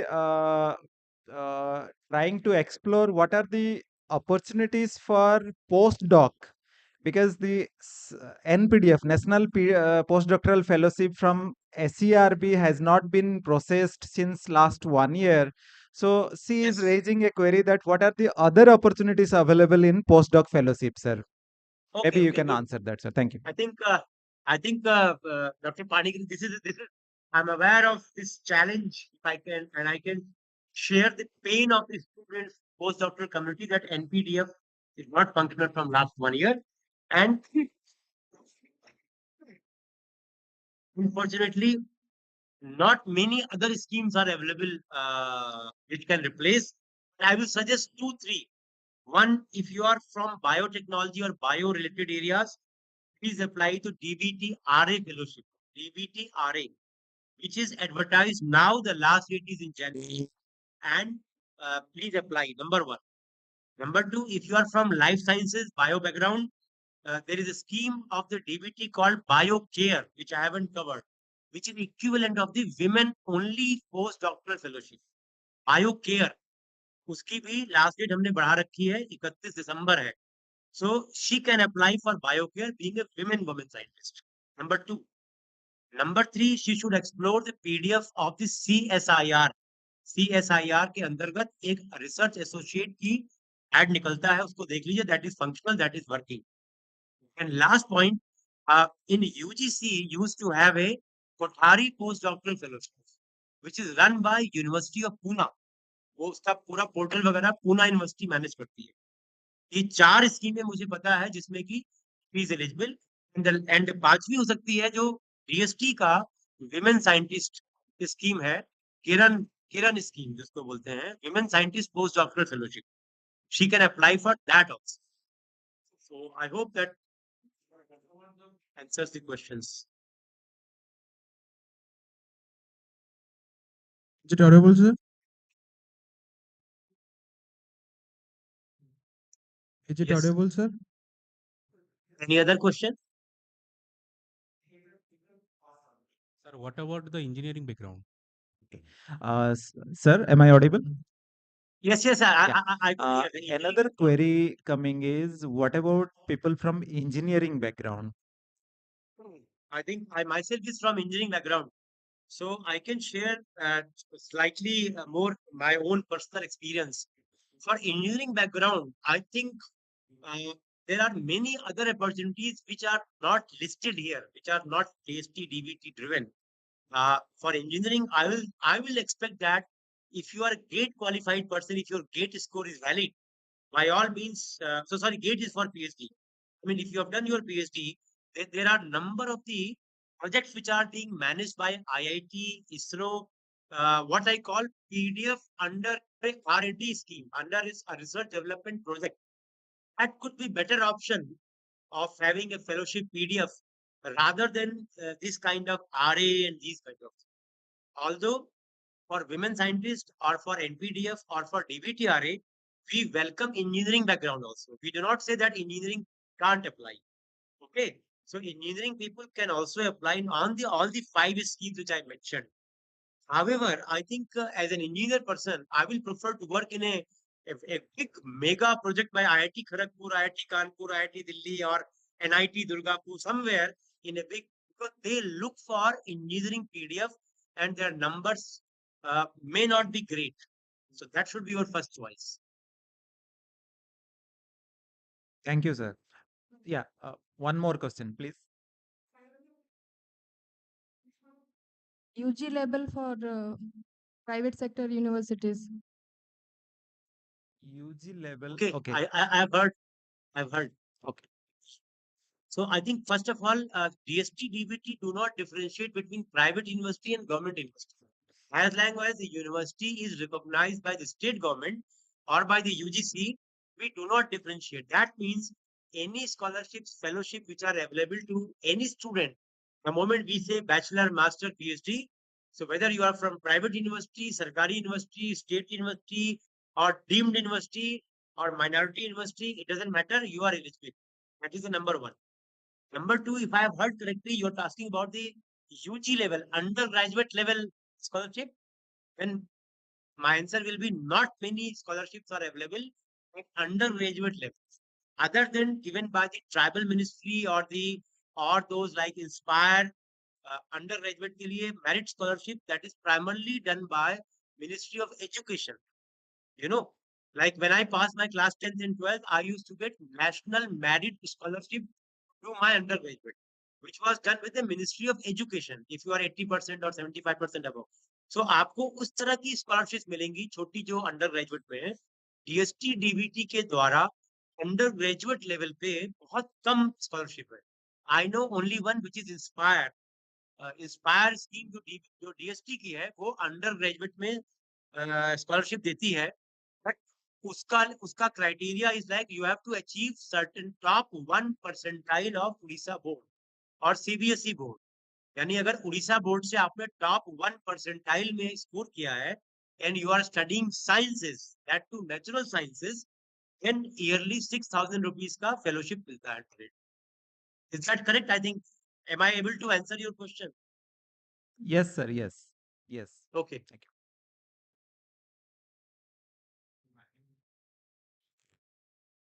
Yeah, Mike, please. Sir, there are, sir. Am I audible, sir? Yes, yes, I can hear you. Good morning, sir. Sir, when there are some conservative conservation specified species are available, so many grants are available. So I am asking like for data deficient and not evaluated like least conservation species, which grants can be applicable? Like Sorry, I will request Dr. Panigrahi to थोड़ा mic वो कर रहा था. Can you Please come. what is the conservation species? Can you tell me? sir, when we apply for a grant, like whatever Yes. the conservative conservation priority species, we can avail the grants. But I am asking there are some species like which are not evaluated, data deficient, and least concern species in IUCN. So grabbing grants for those animals is quite difficult. So how can we like which grants we can apply for that those like non-conservation priority species? Okay. So you're saying non-conservational species, non-conventional species. Is that what is the technical word used? But sir, like those are least concern. Like there are some threatened species, like which are going to extinct near future, or some threatened species. We can get grants. Like those Okay, are okay, least got it, concern got it. species. I got it, got it, got it. Okay, okay. Thank you, thank you. Now, I think I've got some. I think I've got some news for you. Because I'm part of the Ministry of Environment. So, as far as my understanding is concerned, they do have a scheme under Ministry of Environment, Forest and Climate Change. If you look at their website, they have got several schemes, which includes the research and development scheme, conservation schemes, and endangered species also. And if you find that, I used to be in their committee. जैसे वो Sundarban delta है कलकत्ता के पास में, वहां पे काफी endangered हो रहा है, कुछ चीजें स्पीशीज को कंजर्व करना है, preservation of the ecological things. So they do have the scheme for specifically to safeguard the plant species and animal species who are endangered. लेकिन मुझे लेटेस्ट जानकारी नहीं पता है कि आज की तारीख में स्कीम कब निकलती है, वो आप उनकी वेबसाइट देख लीजिएगा. अदरवाइज डॉक्टर पाणिग्रही को आप अपना डिटेल दे दीजिएगा. I will find out and email you with the contact person in ministry of environment and forest. Thank you, sir.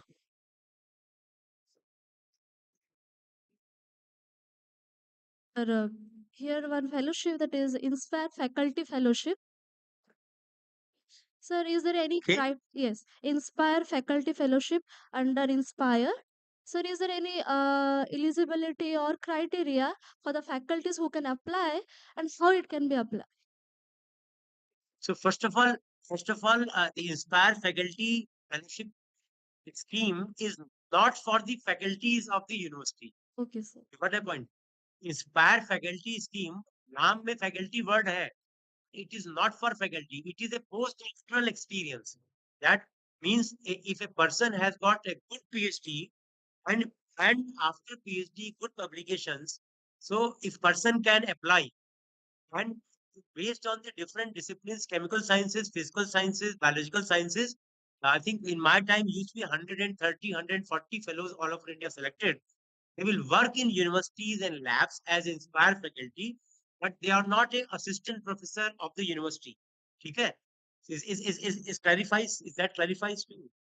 It's a very competitive one. Yes, sir. Is that your question and answers, or you're asking me different thing? No, sir. This much. Yeah. Only for the So faculty, Inspire sir. faculty Yes, sir. is not for faculty members of university, because the reason I'm telling you, if you are a faculty member in any university or any college, whether it is IIT or Berhampur or any university in Mumbai, you are eligible for 45 to 50 schemes of the DST-DBT, because for R&D grants, you do your money extramural, you do your research. Inspire faculty was created just to understand for others that sometimes what happens, universities will take 1 year to 2 years to advertise a position, recruitment is done, and then you become an assistant professor in university. If somebody has done PhD and has done excellent postdoctoral, so it is only a kind of a time gap arrangement for 3 years to 4 years, 5 years period. Person is coming from abroad. You join this faculty, but you are not a faculty. You are a kind of a independent researcher, equivalent to faculty, like a faculty. तो हमारे secretary साहब जब उन्होंने बनाया था कहते थे कि these are the extraordinary brilliant people who should be faculty, but because of the advertisement नहीं आया है, कमेटी नहीं हुई है, भी प्रोसेस चल रहा है, they are in waiting line kind of thing. Thank you, sir. On the lighter side, जैसे एक रेलवे में जाइए तो RAC टिकट होता है, reservation against cancellation. So that means you are just waiting to become a berth. तो वैसे ही ये faculty material है. They are very nice. They are very good. But it will take 1 year to 2 years to become faculty. I hope that clarifies. It's very prestigious, very competitive. Thank you, sir.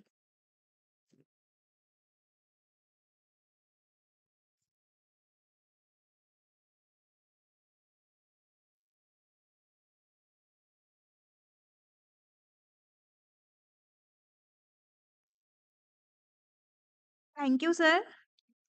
Okay. Thank you, sir, for the coordination. Now the session is now we are going to take a short tea break for 15 minutes. Okay. So thank you very much to the audience, very nice audience. And my last point will be that please consider applying. Orissa state के साथ में problem है, application ही कम आती है दिल्ली में. If I think Dr. Panigrahi will also admit that there is a hesitation that people do not apply So please apply for various schemes of the government DST DBT, and immediately you will learn. So all the best wishes to all of you. Good luck. Bye bye. Sir, thank you so much. And it's a note of gratitude and thankfulness to express from Berhampur University. And special thanks to Dr. Paningrai who connected us with you. And our main motto of chipping you in for this orientation on common fellowship portal is to provide some sort of orientation to the faculty members so that scholars need not be dependent on them to have access to grants. We want our research scholars also to be independent researchers in terms of funding availability and funding access. So that could be possible only when there is an orientation on common fellowship portal, what all other schemes available directly as an independent candidate to the students. So that's why the main motto. And thank you so much. I'm sure all our participants have got, some level of orientation. They will be able to motivate their scholars. Once again, thank you, sir.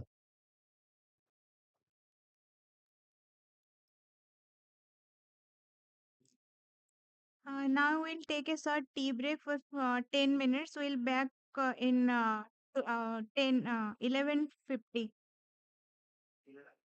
50.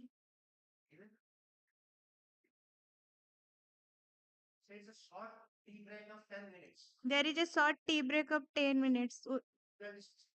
After that, we'll have panel discussion.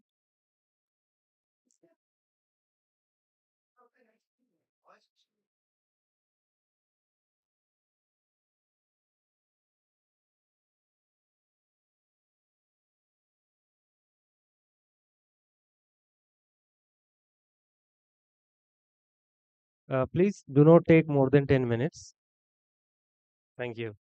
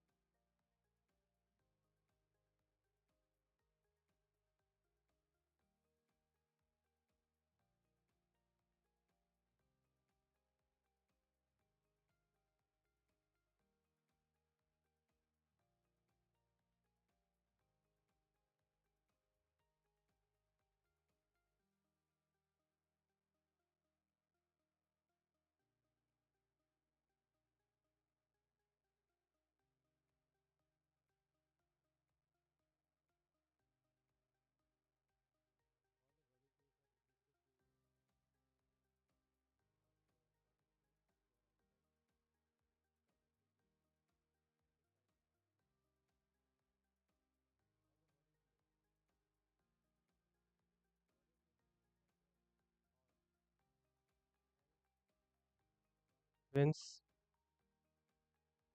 to occupy these seats in 5 minutes. Thank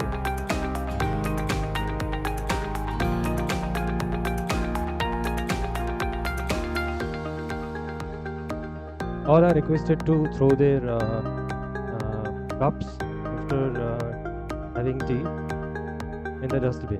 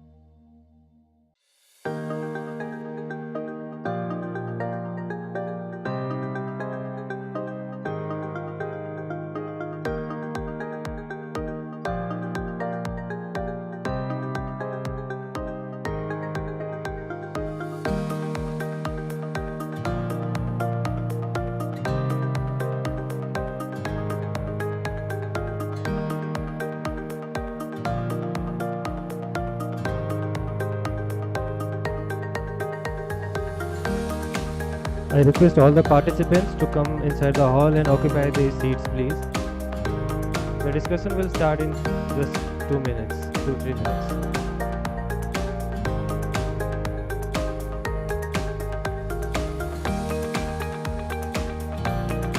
Dear participants, please occupy your seats. Thank you.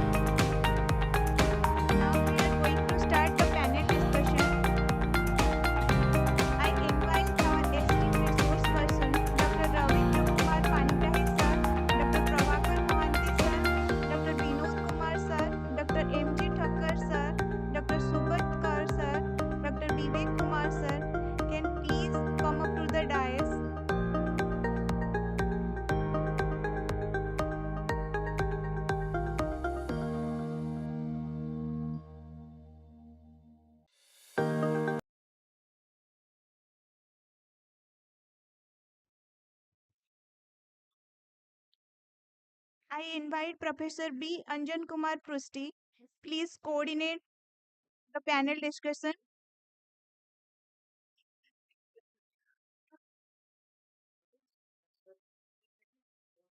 I invite Dr. Saroj Kumar Sahu to coordinate with the participants.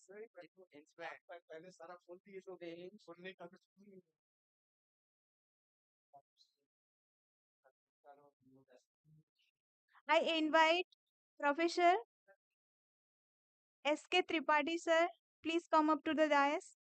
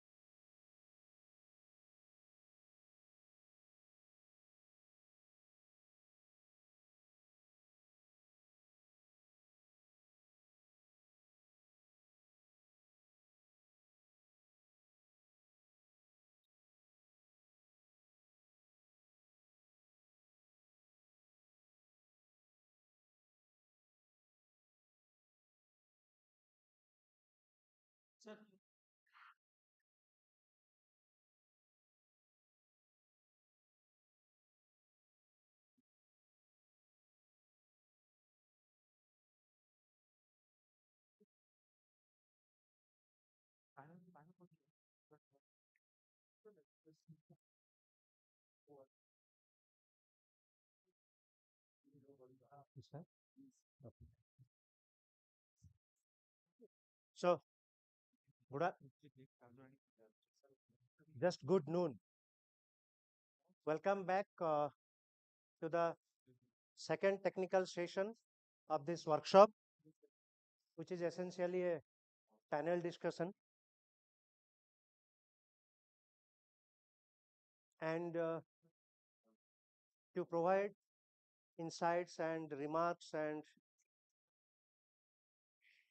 supervising comments on way forward and further engagement, we have with us on the stage On my left, Dr. Vivek Kumar, National Innovation Foundation, Department of Science and Technology at Bhubaneswar. Professor Vinod Kumar sir, INSA Senior Scientist, King George Medical University at Lucknow. Dr. M.G. Thakkar, Director, Birbal Sahni Institute of Paleosciences at Lucknow. Dr. Professor Subratkar, Senior Professor at IIT Delhi. Professor Sukant Kumar Tripathi, Senior Professor, Chairman Postgraduate Council in Berhampur University. To his left, Dr. Prabhakar Mahanti from Department of Science and Technology, Delhi. And extreme left, our point of contact to have all this workshop, getting access to funds and all that with smooth coordination, Dr. Ravindra Panigrai, again from Department of Science and Technology, Delhi. Friends, so far so good for this 1.5 day. We had a lot of churning, brainstorming about available funding opportunities, not only availability of the opportunity, but access, and to have our attitude of more exploring the available grants.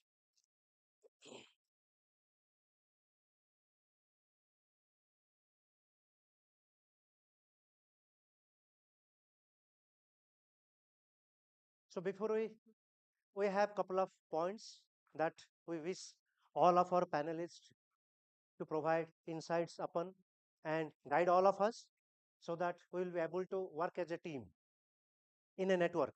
That's precisely the theme of this panel discussion, is to have a network-based program. During our earlier interaction with Dr. Prabhakar Mahanti and Dr. Ravindra Panigrai, the only one point that came to our mind during a mutual discussion was everybody is a wonderful researcher independently. I mean, in their own lab. But it's altogether more important to have collaborative programs. That's precisely what the Premier Agency has made as one of the eligibility criteria. Single investigator projects are not encouraged. It has to be multi-investigator projects. So why not it to be multi-institutional project?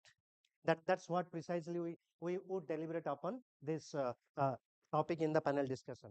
So before starting the deliberation, I would request our panelist from my left, but now I'm not calling in a hierarchical pattern or odd. For a more comprehensive understanding, from my left, we will go one by one expert about the initial remark of this workshop, and so that what all points we can further include in the panel discussion to make it more inclusive and more comprehensive. Over to you, Professor Vivek Kumar. Thank you so much. 2 minutes. I hope Sir, with this 2 minutes. Okay. So in the 2 days, I think you have already gone through. I have seen many of the presentations, many of the discussions. What can be there, what cannot be there. But what I feel or what I just want to communicate is we have to adopt a COCO model. It is not that everyone was starting from the initiate. You can have an initial program, then add to that one. And there is no need of reinventing the wheel. Once the thing which has already been developed, how we can take into the next level, or so a synergy has to be there. If a multi-institutional projects are there, if a multi-department projects are there, it should be in a way that it should complement each other. It should not be again one by one we are doing same thing, we are again they are doing so the conflict of interest should not be there. But yes, it has to be in a way it should complement each other, and then it will ultimately has to a goal. We have to fix a goal, we have to set a targets. It's not only in a academic projects, it should be as projects which comes up with some socially relevant technologies or some value to that. This is what I just want to communicate. Thank you. Professor Vinod Kumar, sir. Thank you. So it has been wonderful 1.5 day interacting with you. And here are my catch points. Decide what you can do and what you cannot do. Don't go what you are told to do. So this is the first thing. There are problems in multi-institutional. There are problems in multi-PI, so it's not going to be easy. I, for one, know this. Now, here is something which I turn the table on to the DST or likewise agencies. It's good to have this opening awareness program, but concretely, everything what we dealt is on the website. You did not to have come here to learn, right? He could have communicated you all the links. You could have read those, and it was done. What really is needed, you are not going with anything in return. Make no mistakes. Good food, good everything. But what are you going to get after you go here?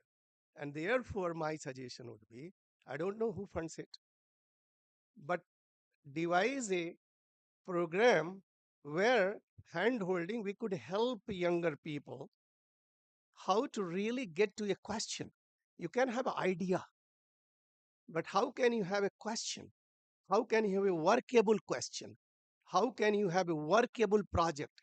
How can you have a workable objective? Depending upon your institution, depending upon the region, whether it is biology, whether it is physical or natural sciences. So I would really request, not an appeal to people on extreme left to consider areas like these which are little far from the mainland to organize a little more comprehensive discipline wise program. It's good to think that engineer would work with the video, but everybody is not like Professor Subrata Kar. So let's really begin with identifying the problem, and in those problems there would be asking that whether it needs a multi-institutional, whether it needs to multi-PI, whether it needs to engagement with the engineers or geophysicists and so on. So that would be the next level, in my opinion, to go ahead with this. Otherwise, we will forget only in next week where we were and what we did. Thank you so very much.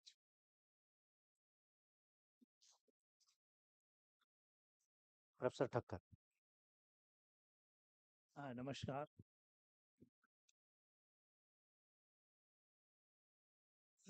As Professor said, from the extreme left, my left, okay, they are actually giving you how to get the grants from the government. And they have given the methodology, correct methodology. And then we people, we have given you how to go for it and how to generate the ideas. So overall, you have got some understandings. But what my suggestion is, as Professor said, that you have to find out some local problems, which is very crucial. You have to identify the local problems of this particular area, maybe around your area, around entire district or entire state, some ecological issues, some biological issues, some environmental issues, groundwater related issues. You have to find out the core issues which may be affected to the regional climate, regional ecology, regional systems. Don't think about global right now. When you are in a first step, at least you try to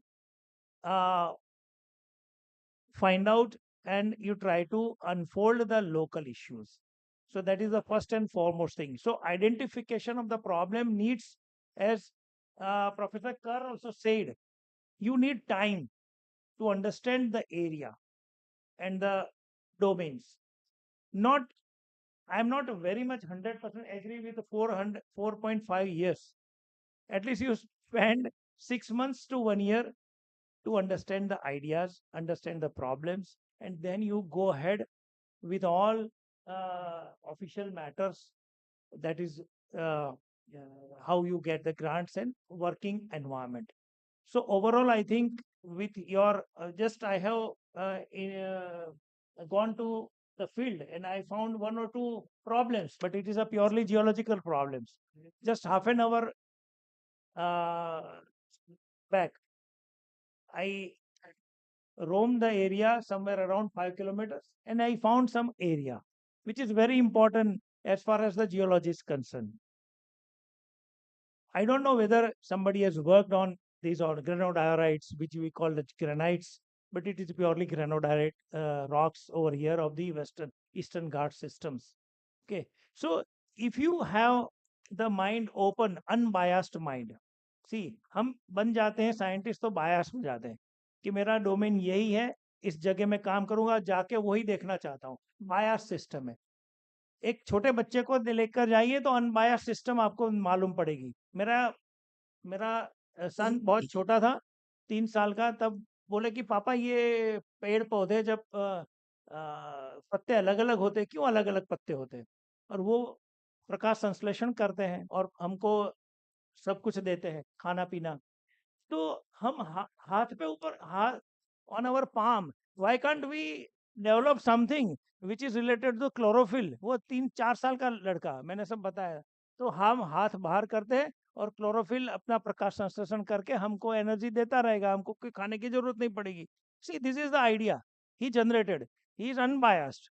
लेकिन हम बोलेंगे कि यह कहाँ से आएगा, यहाँ कैसे हम क्लोरोफिल आएंगे? लेकिन उनको पता है, उनको पता नहीं है. ही is unbiased. So go in the area, whether it is ecology, geology, biology related, wildlife related, unbiased mind से तो आपको प्रॉब्लम तुरंत नजर आएगा. That would be regional problem and it can touch to the global sometimes. So try to find out very very core issues with unbiased mind. Thank you.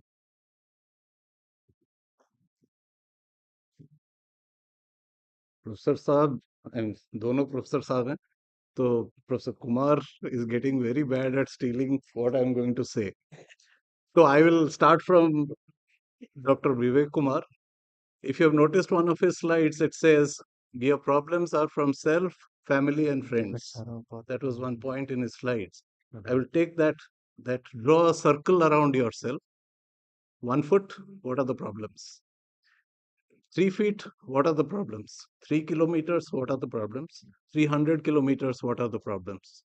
Right? You will find lots of problems which you don't have to go to Google to search for. Your problems are here now, right? Whether it is getting your grandmother to climb a stair or it is designing something to make her reach for the pickle jar on the top shelf, the problem is here now. If it is on Google, somebody has already thought about it. It is not original. So don't search on Google. Good projects for faculty. You will not find it. You have to search here. So that I borrowed from user. The second point I borrow from Professor Kumar. He said, in effect, he said, you cannot build a university around yourself. You cannot buy all equipment which you want. If you want, you lease it, you rent it. That was a point in your slides, right? Borrow it, share it, lease it, rent it, outsource it, use it for two hours. I see so many proposals in which everybody wants to buy a NVIDIA GPU for doing AI using H100. Everybody, as if 700 faculty will have 700 computer centers, each the size of the university. It's impossible. I'm only talking to you with the humility of experience. When I was young, I thought that is the way to go. So I bought many white elephants and put them in my yard. But the white elephants eat a lot of hay and lot of straw and lot of good. So to feed them, you need a lot of sustenance, and that kills you. What he said was, if you remember, after 3 years, who does the AMC? Nobody. So there it goes down the hill. And we have all heard stories about somebody buying a 60 crore equipment and putting a sheet on top of it and locking the door and going away. Right? These are horror stories. Learn to look beyond. There will be bad people and good people. Good colleagues, bad colleagues. If you don't learn how to deal with bad colleagues, you don't know how to deal with people. Then you can't be a good scientist. The third point, sir, is from you. He said, data. We have data. And there's a sentence which is very popular that data is the new oil. Like you discover oil and then a industry comes up. If you can discover a source of data, It could be tapeworm infestation in farmers of Odisha in this particular belt. That could be your source. Nobody else will have that data, right? So I have talked to so many people since yesterday. I can identify data sources which they have, which I don't have, which are rich, because I don't have the access to that data.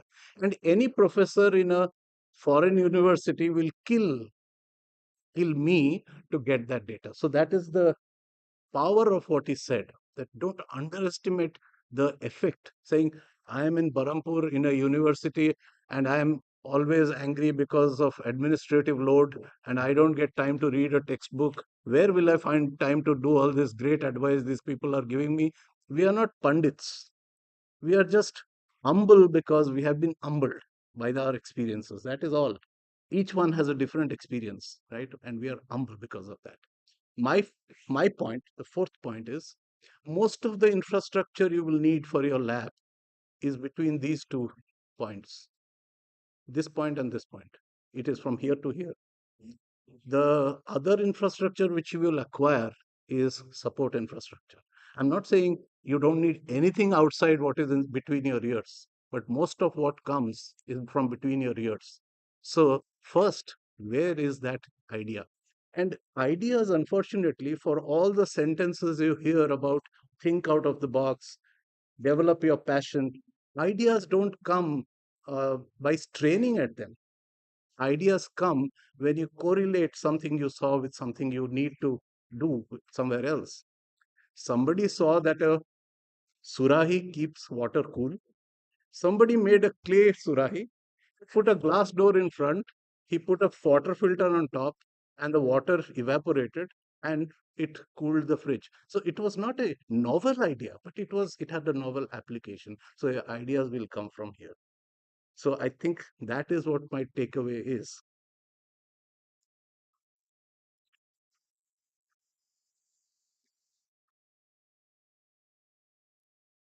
So I was listening to the expert members, and I also agree with them, because this choosing this problem, right problem, is very important. Some time back, I was listening to Professor Ram Gopal Rao, and he was mentioning about how this research problem is chosen. And he said that the research problem in university and almost all university is from the library, right?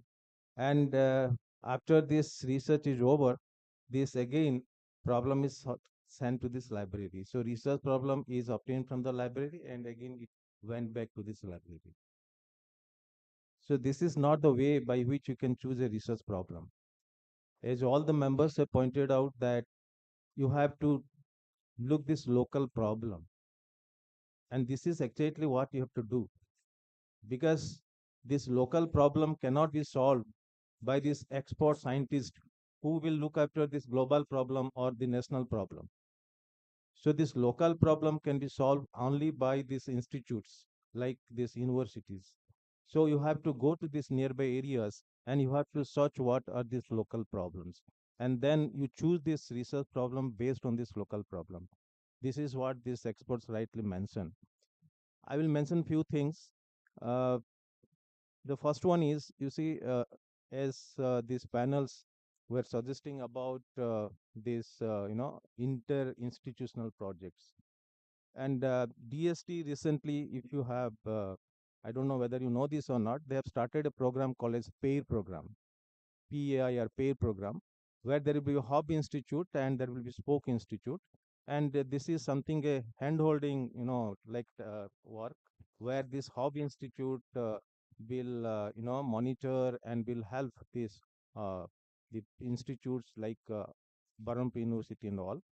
So this is a kind of, uh, renowned institutes like IITs, IJS, and uh, JNU and Central University of Hyderabad.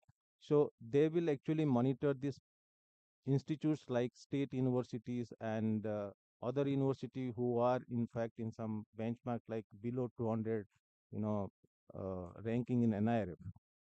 But when you are talking about this handholding, so I do not know whether this is the right forum to, say this or not, because if you want to solve this local problem, you have to also involve these constituent colleges under these universities, because I know that many faculty members are there in this affiliated colleges of this university. They are very good, and also this local problem can be found out from their locality. So if any scheme can be, I do not know whether this is possible or not, a scheme something similar to the pair, where the Berhampur University can act as a mentor to these affiliated colleges, and they can put a proposal. This is something like a pair program, where hop spike, not like hop and spike, but this is something like affiliated universities, I mean affiliated colleges and this university. So in that case, this university will act as a hub, and this constituent colleges, affiliated colleges, will act as spike institutes, so that they can actually solve this local problem in a more intense manner. Because if you will distribute this problem about the different localities, then only you can solve this problem. If you talk about the Bikasit Bharat, so Bikasit Bharat is possible only when you can develop these local problems. So in the like village level, then the district level, then this state level, of course, then in the national level. So this is number one. And number two, now we are thinking like interdisciplinary projects. And of course, you have started this interdisciplinary project, but this interdisciplinary project is between these faculty members. So far, you have not taken this to this level of the students. So if this can be also implemented, this proposal is like this: can you have a local problem which can be solved by the students of different departments? For example, we will try to solve a problem which is nearer to this area, and the students will give this proposal, right? And the students may be from the Department of Physics, Department of Chemistry, Department of Environmental Science, Department of maybe Computer Science. So they will submit a proposal combinedly to solve a local problem. And can this government agency can fund for them? For example, you can fund 1 lakh or 2 lakh for solving this local problem. This is in the level of the students, not in the level of faculty members, because we are doing interdisciplinary research in the level of faculty members, but not in the level of students. So if you can initiate this in the level of students, then also the students can learn how to solve a local problem. Because when you are starting to solve a local problem, this is not the job of a physicist or the job of a chemist or the job of a biologist, something like that. You have to work together. Unless you will not work together, then you cannot solve a local problem. So this is another area this Department of Science and Technology can think of to fund the students, in fact, to encourage the students to solve a local problem, and can work together, interdepartmental, like something like that, for solving the local problem. So these are the two things which comes to my mind in may be helpful to this officials from the Department of Science and Technology. And I also agree with all of them, because if this problem is not helpful to the society, then I don't think this research which are doing is helpful for this mankind. Thank you very much.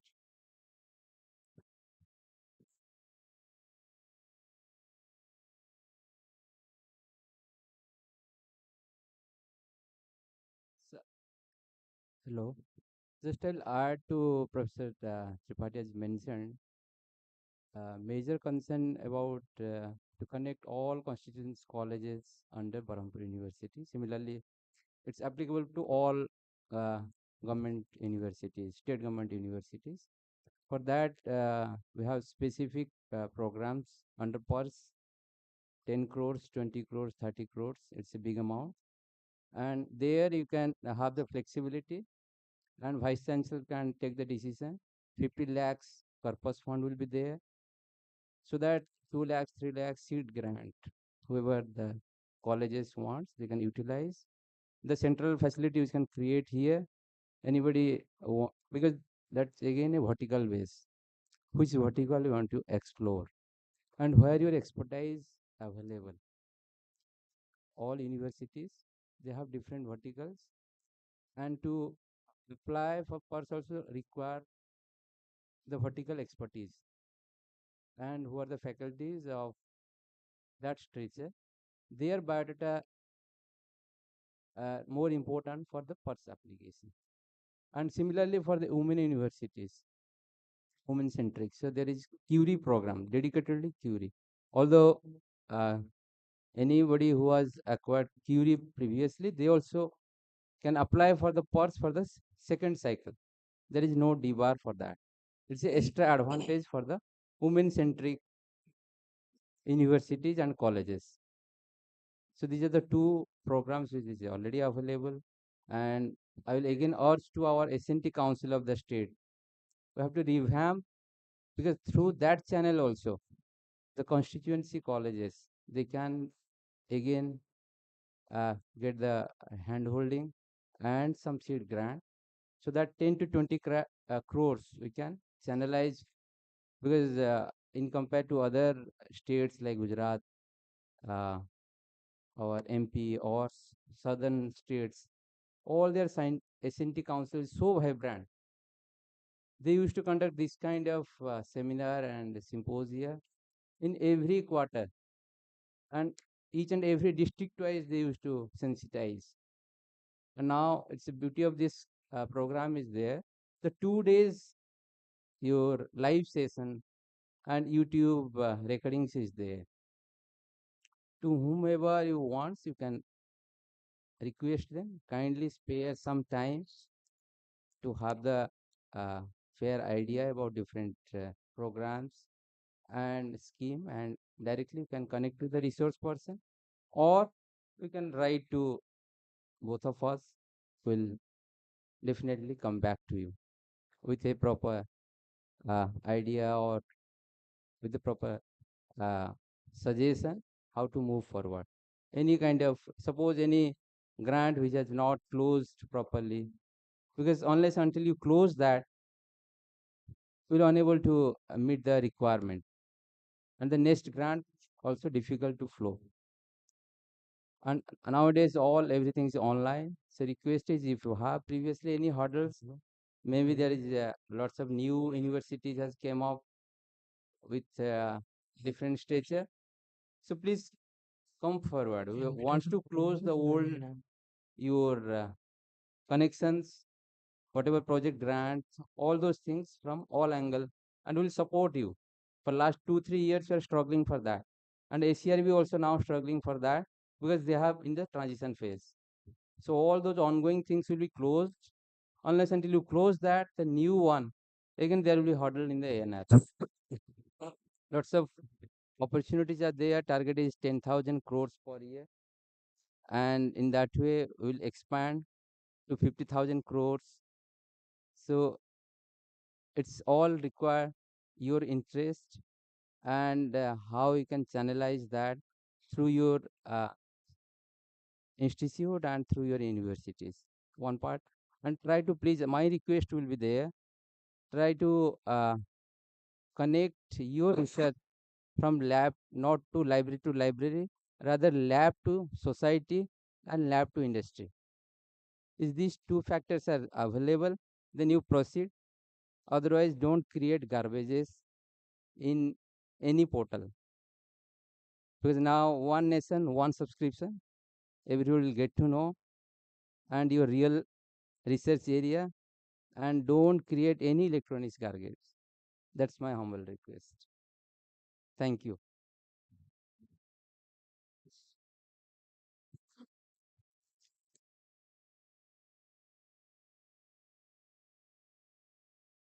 Thank you.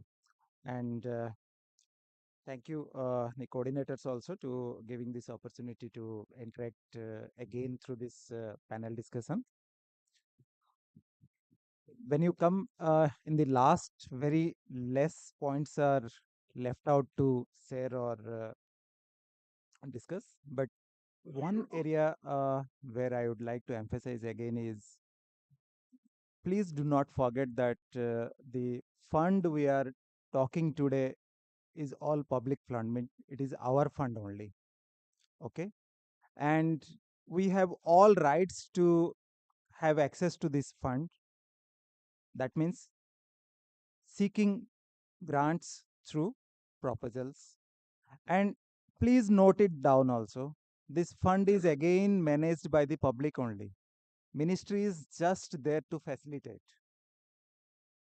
Public mean the proposal you are writing is evaluated by the public only. Okay, people like you only are involved with evaluating those proposals. It is not the ministry which decides on the fate of a proposal. Fine. One thing, we need to write a good proposal, because even if we go to our family also, if we ask 1 rupee or 2 rupee to our father also during our childhood, definitely I think majority of the parents also ask one question: for what purpose you are asking? Even for those 1 rupee also, and through that we have grown. And similarly, when you are talking about the research funding, again it is a public fund. So the public only, or through the government, which is again made by the public, the government is asking what exactly you want to do with this.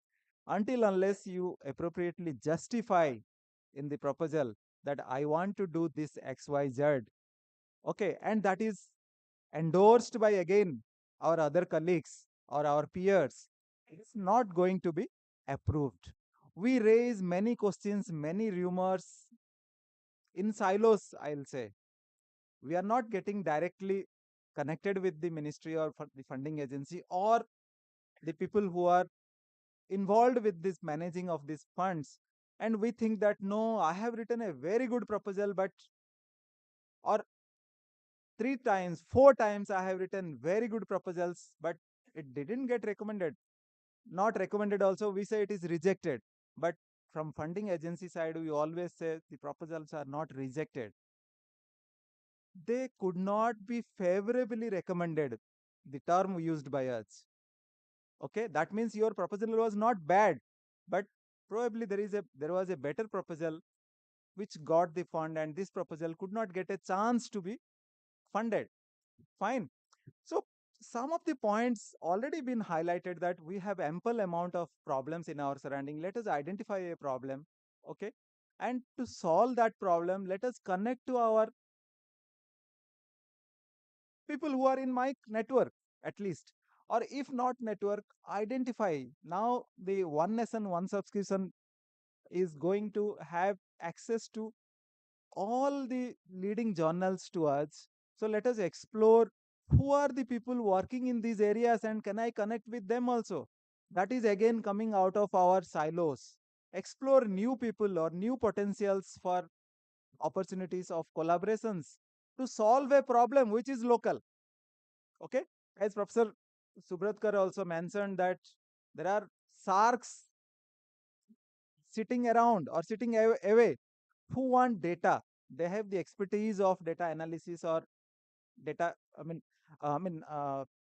kind of solving the problems. And we have the problems and access to data. If in ourself or on yourself you are not able to solve that problem entirely, please explore for collaborations also. Okay, and be prepared with your proposals. So once you identify the problem and develop a proposal, please try to understand or try to explore who is the stakeholder, whose interest it could be, whether it is Department of Science and Technology, or whether it is in Government of India, or at the state, or Department of Ayush, or Department of Tribal Affairs, whether it's central government or state government, whose interest is my proposal would be. So these are the homeworks we need to do. And please do not, or please restrain, as many of the panelists have already mentioned, please restrain of submitting proposals against the calls. First, you check the relevance of your proposal before going to the call. Otherwise, what is the discussion? Okay, there is a call from Department of Science and Technology or SERB or DBT. We need to prepare a proposal. No, that is not the right approach probably. identify a real problem, and try to explore what could be the possible ways of solutions and develop a proposal. And submit your proposals at the beginning of the call, not the last day also. That is a major problem for us, and it is a common behavior from our researchers. If we can go more or less by these things, probably our success rate will also improve. Okay, maybe I'll stop here. Thank you. Thank you, Dr. Panigrai. Yes, you have rightly said that the uh, syndrome that we all of are suffering from, submitting at the 11th hour, and in online portal when the deadline is midnight 12, we submit by 11:20 or 11:10 in the night. Yeah. And So just one thing, and some of the privileged people reach out to us through a influenced channel to extend the dates. So we know they are not going to get success. yes, so we also have Dr. Anima Johari through virtual this thing. Welcome, Dr. Anima. We have just had a round of obtaining initial remarks from all the panelists about this event, the deliberation that we have had since last 1.5 days. And then over to you for your remarks as well. Quick remarks.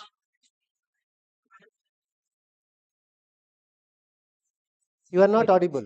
You are not.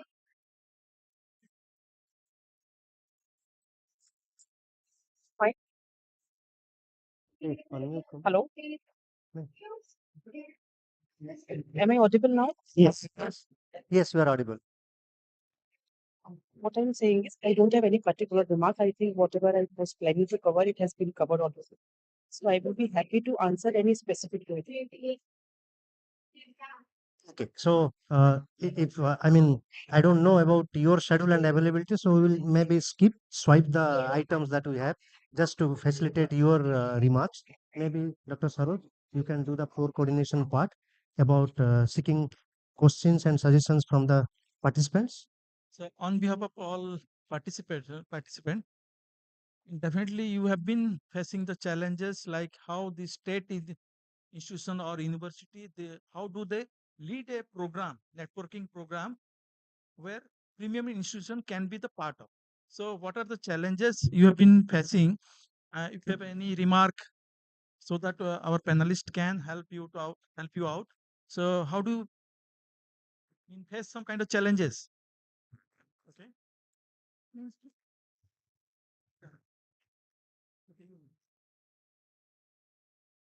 Hello, everybody. Sorry if I'm not knowing. One simple question. What was the drawback in SCRB and what is the advantage of ANRF?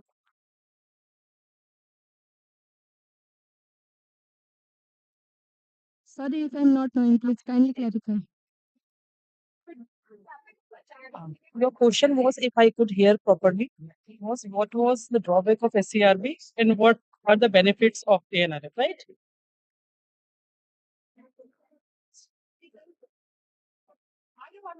Is it? Dr. Anima, would you like to respond? Sir, if you can please take it, otherwise I will add on. I think you can attempt. Okay, please. Sir, if I hear correctly, the question was what was the drawbacks of SCRB and what are the benefits, right? As such, no drawbacks were there. Only it's a matter of approaches. For SCRB, most of the schemes which were announced for the researchers was oriented in basic research domain. And collaborative approach was also not very particular in the schemes announced. And in ANRF, the approach is different because now the target is different. We are working to expand R&D landscape. So approach has to be different. So we are more focused on collaboration, industry partnership, involvement of more than one academic institutions, and if possible, startup participation is also required. So only it's a matter of difference of approaches between SCRB and ANRF.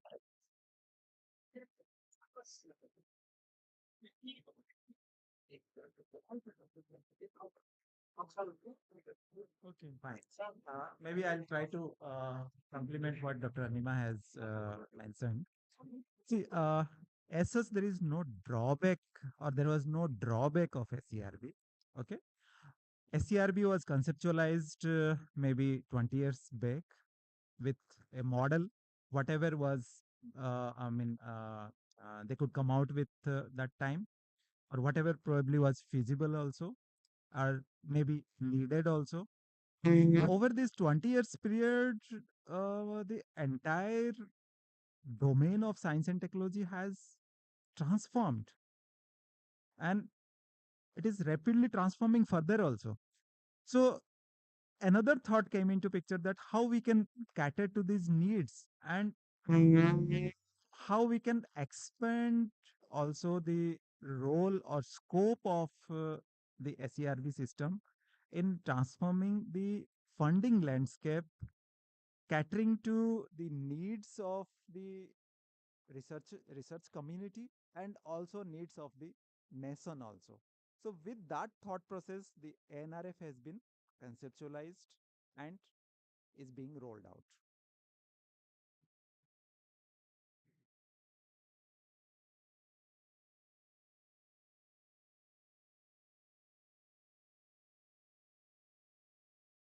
It was not audible, so kindly clarify with some specific example. If you see the current programs or current scopes of SERB, it was mostly catering to the basic science researchers.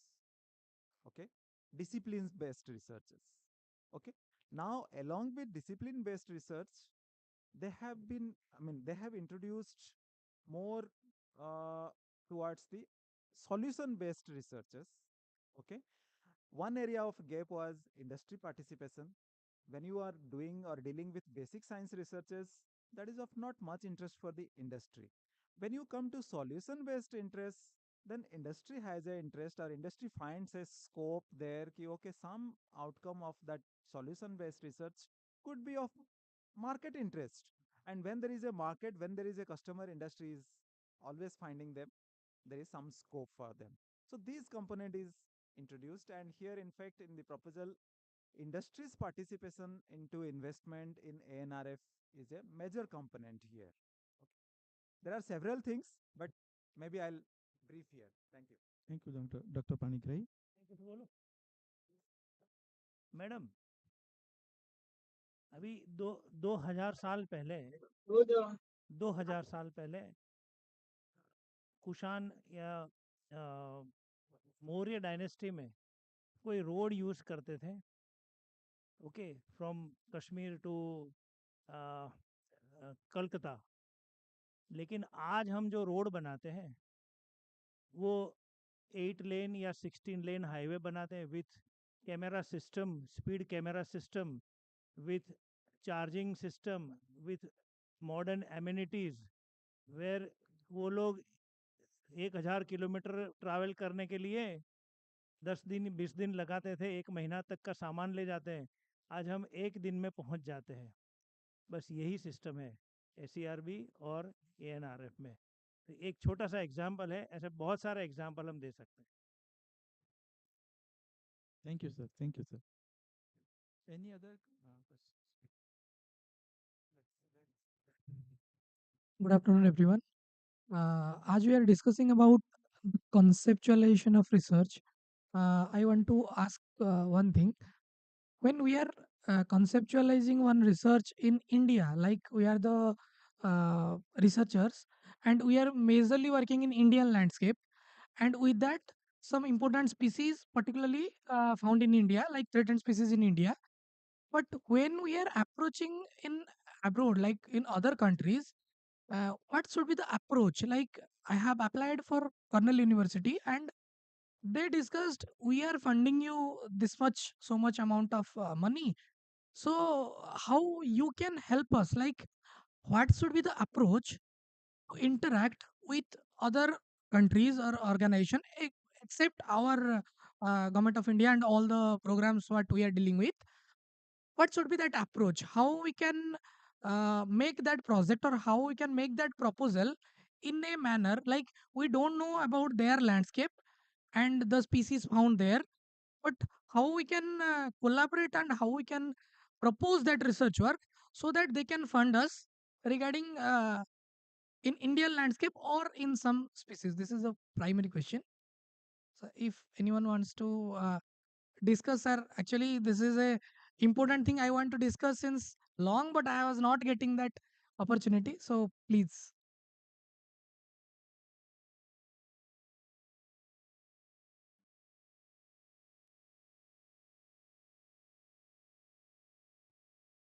This is more a Lakshmi question than a Saraswati question.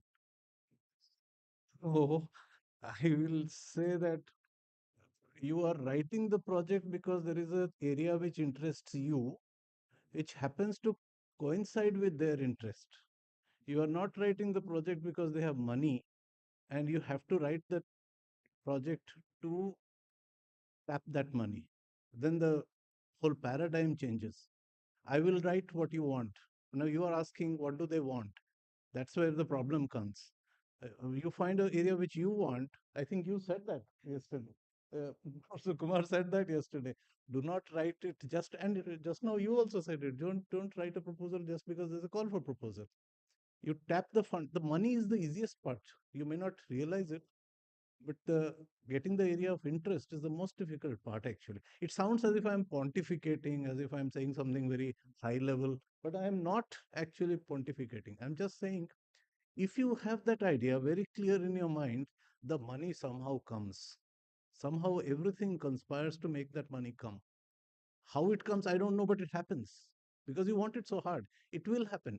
If you, for instance, you have a river here which joins the ocean, right? And at that estuary or the Mohana, there is a chemical factory. You have a problem there. It's here, right here. I I know that intimately because I learned swimming there in that estuary. So why don't you go to that place, to that factory, and see what effect it is having on the wildlife and the um, mangrove to any olive reliefs? Maybe it's right there. I'm not naming names. You know the company I'm talking about. So your problem is waiting there. So why are you looking at Cornell? Cornell may have, let's say, a bird sound program. Right? So if you are not interested in bird sounds, why would you write a fund for that? And then you will twist yourself and fit yourself into a box for bird sounds. For what? Will you enjoy it? Primary consideration is unless you are enjoying it, you are having fun, it's not going to be a good thing for you for the next 4 years. You will twist yourself into pieces. Sir, this is not exactly about the funding money or like that, but here again comes one question.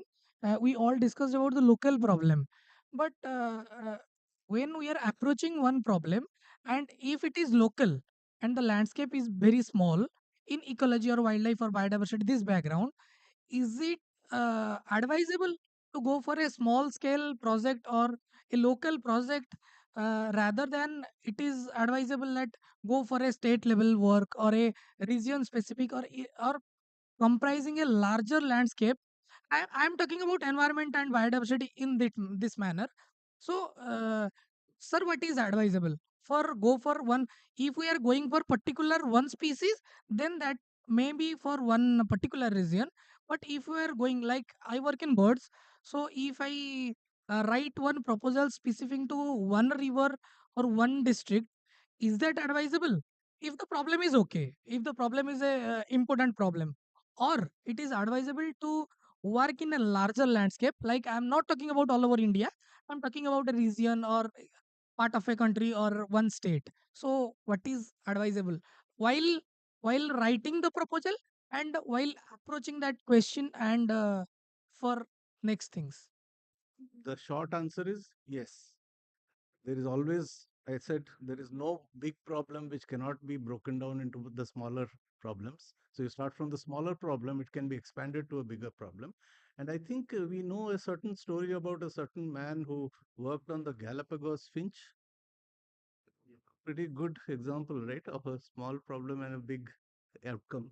As far as the long answer, short answer is yes, and long answer is as far as it is uh, affected and it is changing some uh, local issues with the society, with the tribals, with the environment, it is good. as sir said that in the Asturian part there is a big factory. It is actually affecting, it is a small system, but it is affecting the marine system, marine life, the fish business. So many things, when it goes, the pollutant goes to the ocean, it will be a big issue. Slowly and slowly, it affects the economy also. So, as far as the small issue which has wider effects or local effects and it becomes a wider, it is good. So, yes is the short answer. This is the long answer. So let me add to this. So you yourself forgot what to ask, and I tell you why. And this is the problem, can be problem with your project, which will never be funded. And I'm little harsh, just saying this. So you wanted to ask, and I think you are a wildlife biologist. You wanted to apply for a small grants, which these foreign agencies give $500, $3,000, and so on and so forth. And so think about it. The money is regulated by Ministry of Home Affairs, right? You have to be very careful when you ask for money, and that's why 5,000 NGOs were closed. So you cannot go and just get the money from, I know several people. I was offered a lot of money by one my best colleagues who works in Pennsylvania to work on metabolomics. And I said, how I'm going to get money? We don't have MOU. It is not through international collaboration.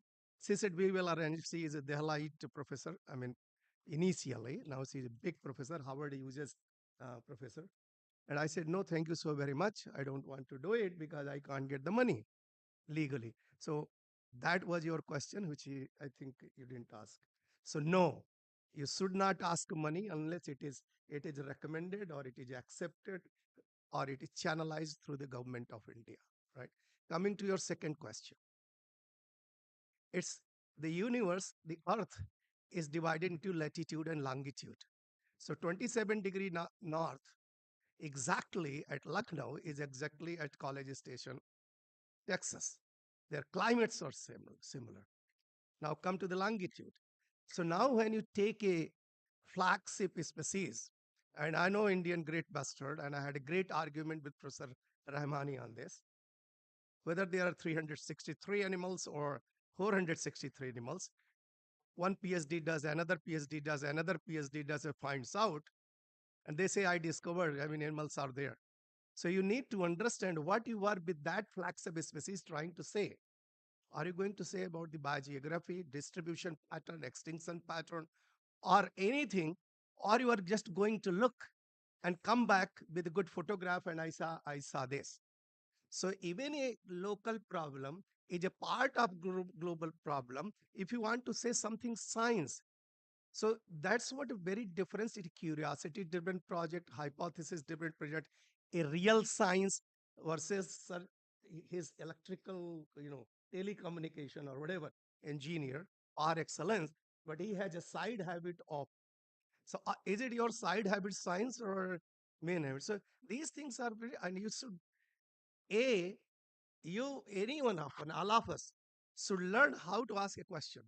And this is very important for a project, for audience. If we don't have a right question, we will never get a correct answer, right?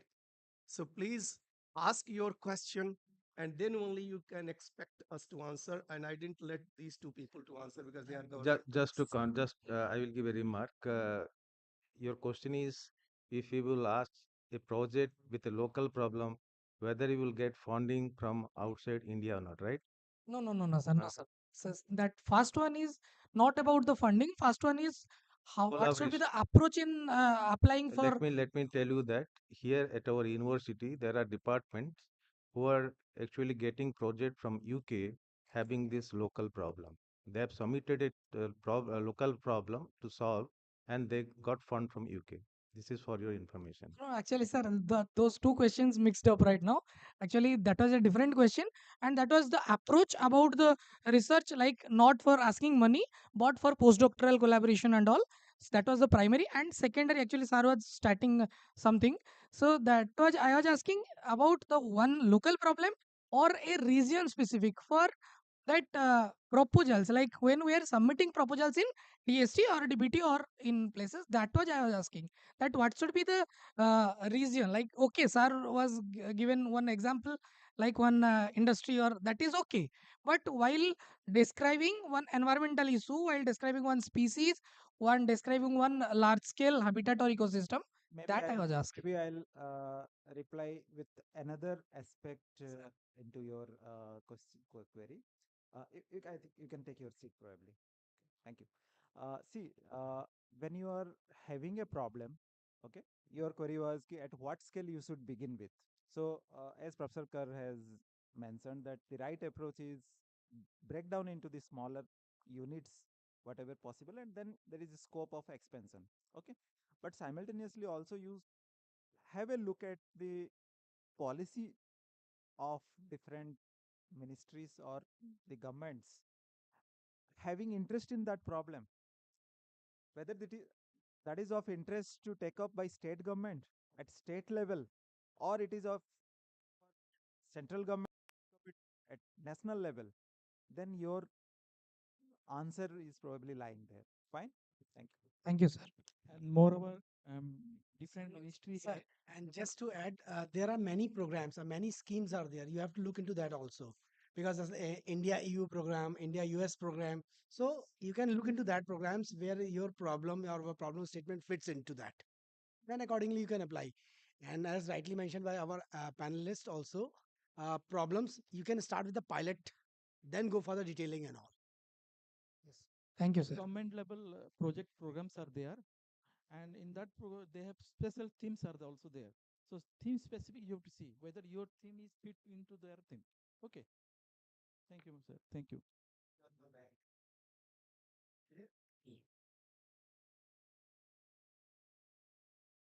Sir, we had discussed about funding from DST, DBT, ANRF. Sir, Dr. Saroz has initiated this discussion for multi-institutional projects. So my query is, like, if we are taking in the spoke and hub model, ICR Institute as a hub. So, is it feasible to apply for DST or DBT for bigger projects more than 5 to 10 crores like that? Or we should approach certain CSR or IITs like that where we can be partners?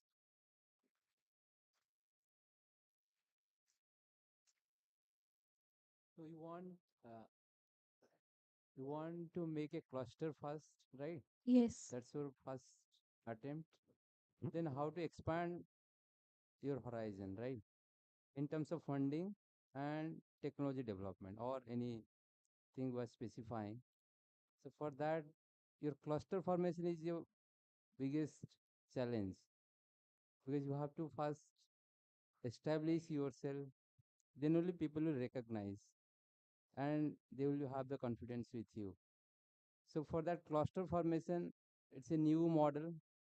Earlier their concept was very minimal in the universities like state universities, although IITs, NITs, they are uh, far away.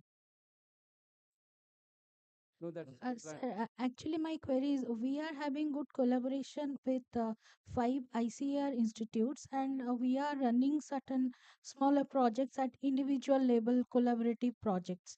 But if it I have collaboration with National Rice Research Institute, we are running collaborative projects. Even with CIFRI and CIFA also, we are having collaborative project. so for If we think for a bigger project, a multidisciplinary bigger project, so is it advisable that we should take ICR Institute as a hub? Will the DST or NR fund it? Simply responding, if it is, you have to carefully go through the call, okay, which institutions are recommended to be collaborated or not. But most of the calls, or I would say, so far I know, If it is a research institution with whom you can collaborate, then there should not be any discrimination between ICAR or ICMR or CSIR or DST or DBT. Okay, it will be common. If it is no research institution, then you may have to explore with the academic institutions. Okay. So, are you talking about that hub which is recently released? Yes. Actually, they have clearly mentioned there are 27 institutes which will act as hub. As on today, you can see that 27 institutes which will act as hub, and also they have given letter to the concerned university. You are from FM University, right? Yes, sir. Your university might have received a letter from DST where they have requested to give a coordinator name to the corresponding after discussing with the hub. So I do not know whether your R&D director will be there or not.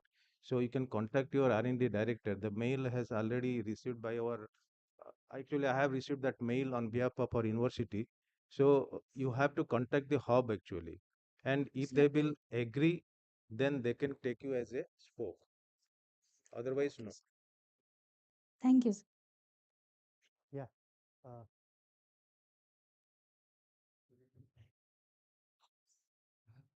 We are talking about research and innovation. So sometimes our research problems are not related to directly related to society, but it advance our knowledge and maybe indirectly related to society. So whether DST will support that kind of project, or they will differentiate, or they will first support the problems which are directly related to society. So can you just sir? Seed grant है ना? Straightforward answer, yes. Ji. There are two ways of funding available. One is basic science research, where exactly it is a gain in knowledge, and the other one is the translational research, wherein we are mostly focusing towards the solution-centric science. Ji. Okay, so both are available. Ji, sir. Thank you, sir. Yeah. Thank you so much, because something we to are say. rushing against time. And Okay, I'll take 15 seconds. Okay. It depends on what you define as society and what is good for society. I think it is not always something which is good for farmers, which is good for society. Even putting a rover on Mars can be good for society.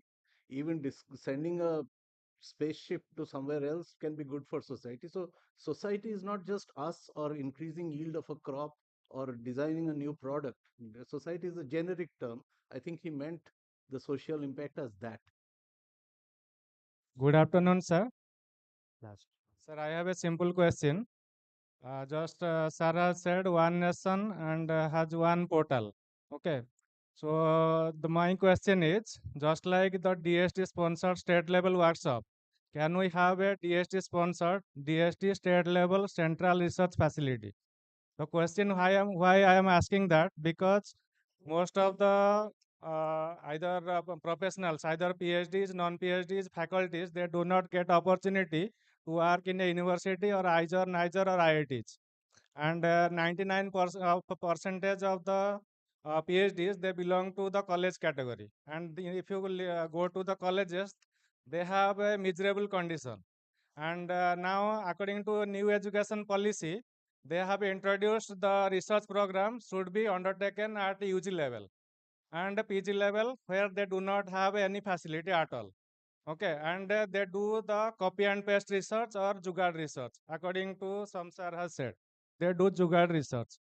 So unless you have a DST sponsored state level central research facility, instead of funding the each researcher instrument, so make a state level research facility so that each undergraduate student, each postgraduate student, each PhD, non-PhD, they can avail that facility at a nominal cost or whatever you may decide. So that was my question. And if you check the plagiarism of each project of UG and PG level, I think few project report will pass. Nobody will pass UG and PG level and forget about the research. Would you? Sir, your problem is unique, or your question or that you have flagged is definitely unique.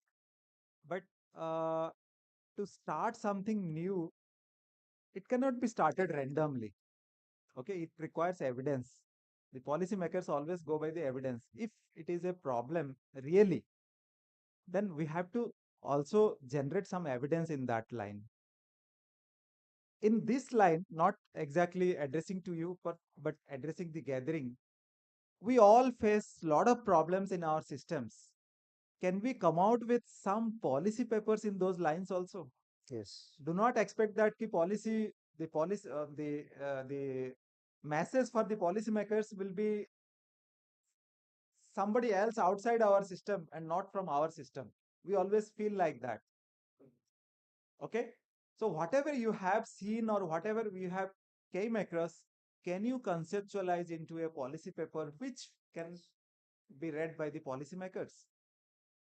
Okay, government has been trying to establish the centralized facilities at various levels, some at college level, some at department level, some at university level, some at regional levels also. Now the demand is that state level. Okay, personally I feel ki why to define a boundary for state level? There are many regional facilities wherein equipments are available, you can approach and use them. So if it really requires a state level, then we need to come out with some evidence that, okay, these regional centers, local centers or institutional centers are not able to cater to the needs. So we need a state level. If such kind of evidence can come out and it strikes to the policymakers, then definitely a state level concept can come down sometime also or might come down. Okay, thank you. Thank you so much, Dr. Panigrai. Did you have any suggestions for where this state level facility will be located? Suppose they decide it will be in Jharsuguda, the center of gravity of Orissa. Is it served by railways? We have only one train line. Okay. On the other hand, does the state level facility have to be physically in one building? Can you not imagine all the labs of your universities as a distributed state level facility built across universities, across colleges? But you want it in one place where you will book a train ticket to go and do an experiment and come back. How tenable will that be? Will you come to the office, go to that place? I'm just looking at how does a policymaker look at it? Just ask yourself this question: where in Orissa will this building be? That the answer I don't know. So you probably have some ideas. You can give it to him, right? I know the problem. I know the problem. I have many friends in colleges. No, I know that. The adjectives also I know. That situation also I know. So I think you are working in an affiliated college. Okay. So I was this director CDC of this university for a long period, and I visited many colleges, and I agree with you that these affiliated colleges have very good faculty members, as I've also pointed out before.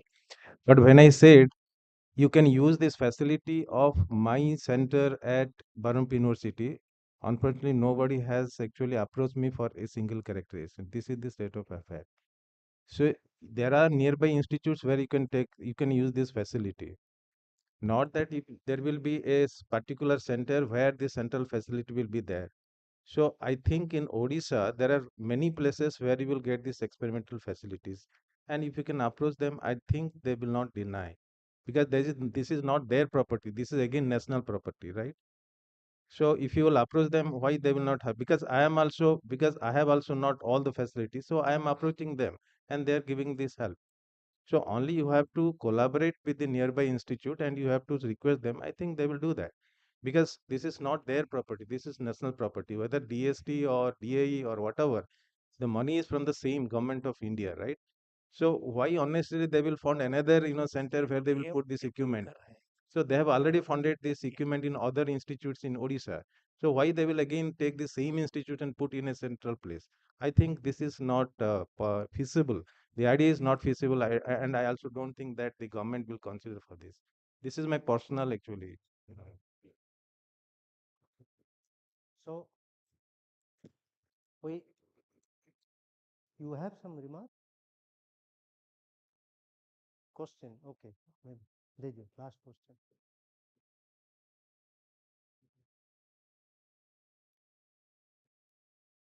Actually, sir, I'm not totally agree with your uh, suggestion.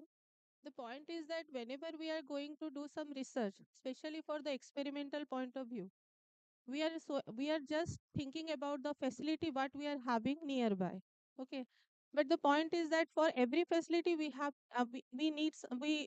to pay something. For example, for SCM or for XRD or for anything, we have to pay that thing, and that research facility is not free of cost from any institution like NITs or IITs.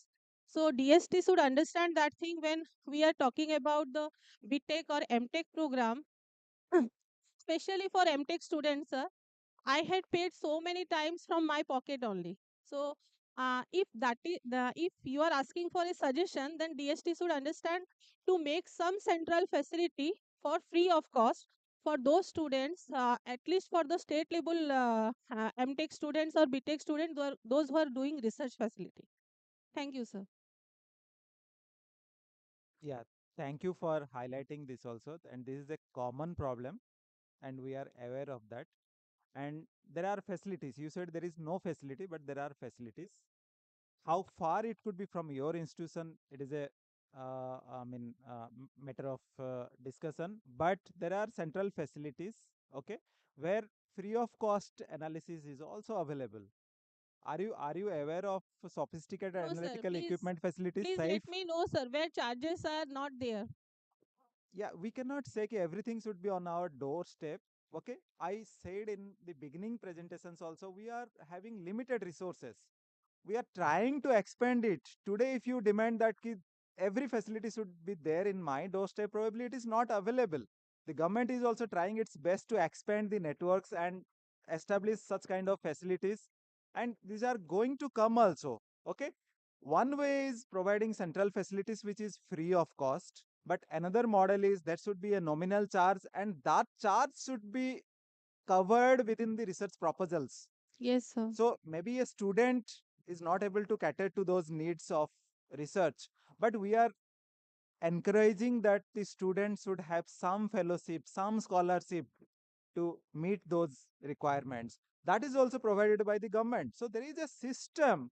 Somewhere we could not No, no, be sir. able to All of a come into sudden, that. it cannot be done, sir. I can also understand. But DST should also think about that to make some central facility in and out so that minimum charges. For example, let's say some. I don't want to name that institutions or that centers.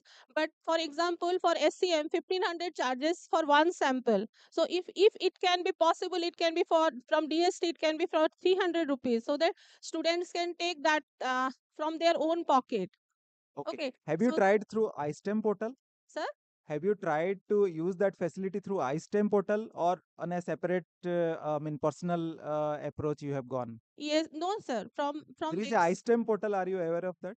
no, sir, I don't know. Okay. So please explore iSTEM portal wherein you can log in and explore where are these equipment facilities, okay, around me, and when you can get a sample analysis time slot also, and what are the charges. It is standard and it is all across the country for all across the institutions. Okay, sir, thank you so much. Yeah,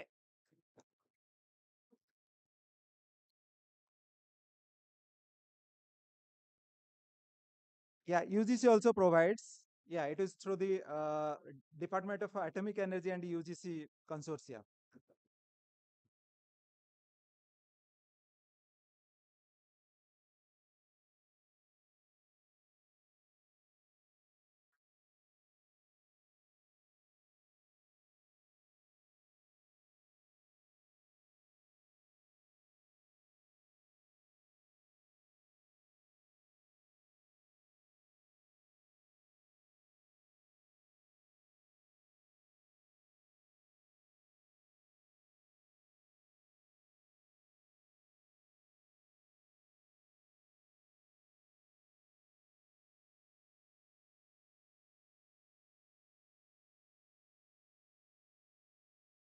Sir, it is being done already. Already done in the centralized facilities.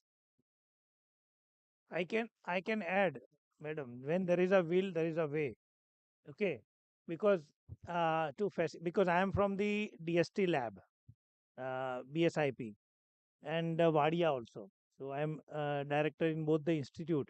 So I have every year we analyze the samples from many students and researchers across the country. We have MOU with several institutes. So under the MOU, we take the nominal charges from the researchers, and that is already they can mat out of their so you can do, and with Berhampur University Department of Earth Environmental Science, we are going to go for the MOU very shortly. And for that, I think you can come down to the BSIP and get your samples analyzed. We have all instruments what you have mentioned: SEM, XRF, XRD, ICP, every nominal charges तो लेना पड़ेगा, chemical तो हमारा DST पैसा देती है, वो use करना पड़ेगा, तो we have to justify that. So it is that is why I told that when there is a will there is a way. आप कहीं ना कहीं से सैंपल एनालाइज करवा सकते हो. कोलैबोरेटिव एस्पेक्ट से या तो विथ नॉमिनल चार्जेस, दोनों ओपन है, तो most welcome.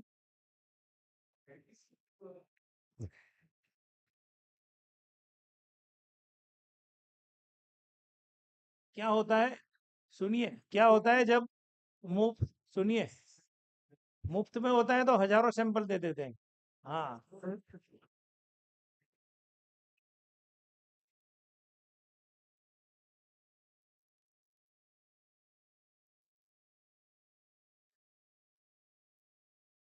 Okay. Thank you all. And as discussed and described by many of the experts, one of the key component of a research proposal is expected outcome. But through this panel discussion, we had some unexpected outcomes that otherwise was part of an agenda item to discussion. So those were all about establishing network between institutions. We thought we had one round of again deliberation, but then that has come out in some discussion in some forum. And the second part was idea and technology transfer, which Vinod Kumar sir, Kar sir, they have rightly emphasized through network program how we can do that, and having access to different facilities and centers.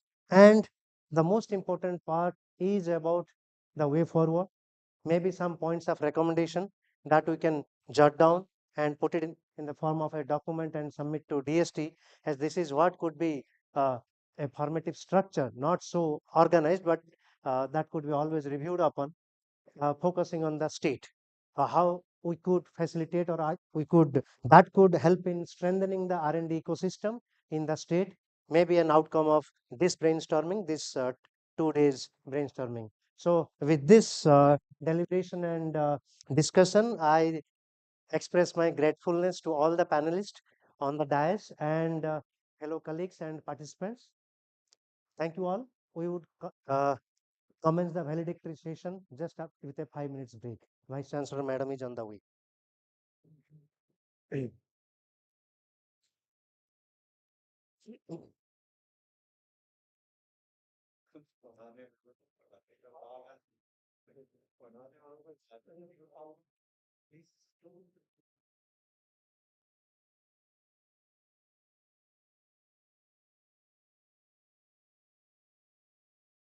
Madam आराम कर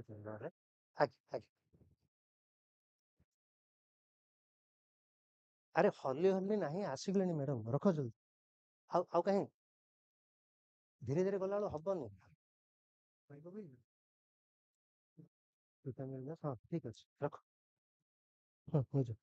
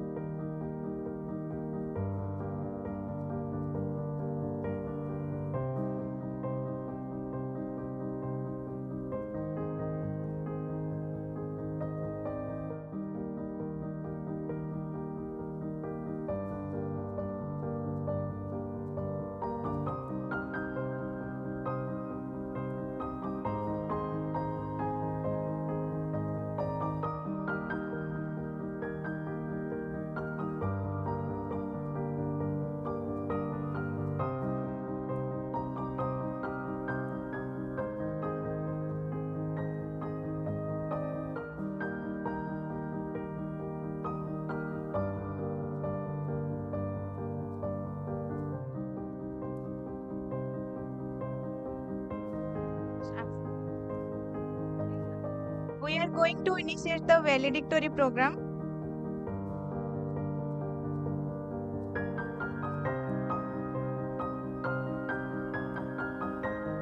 Good afternoon, everyone.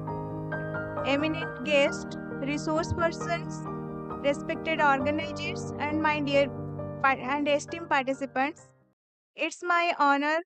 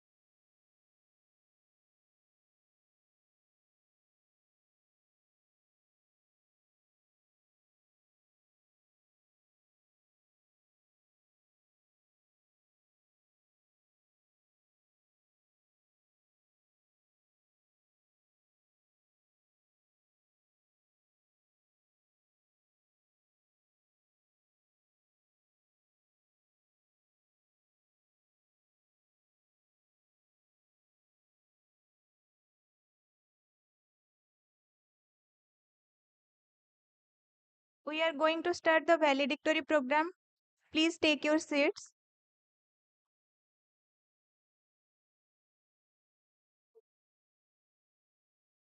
All the participants, please take your seat. Good afternoon, everyone. Eminent guests, resource persons, respected organizers, and esteemed participants. It's my honor and great pleasure to stand before you today to address the conclusion session of this knowledgeable and insightful 2 days DST sponsored state level workshop on funding landscapes from 14th and 15th December 2024.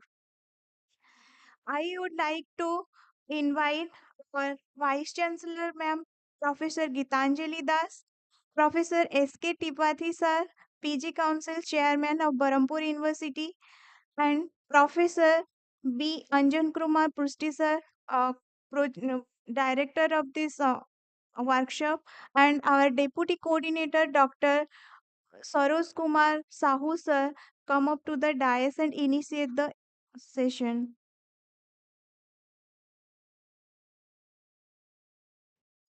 I invite Professor B. Anjan Kumar Prusti Sir, Workshop Coordinator, to formally brief the 2 days workshop. Good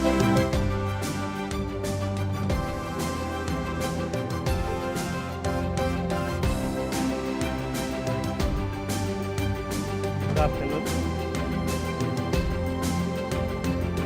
As we are in the last page of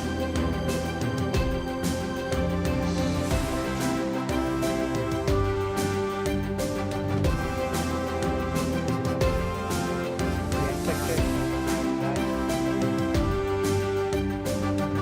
have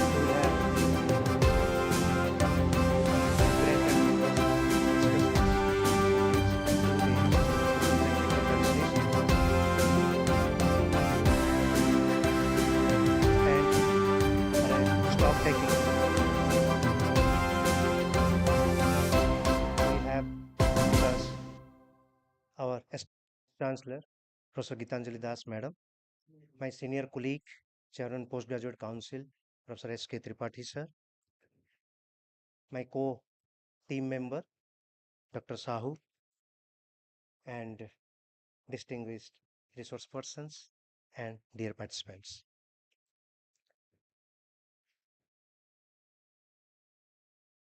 The whole momentum and the required energy.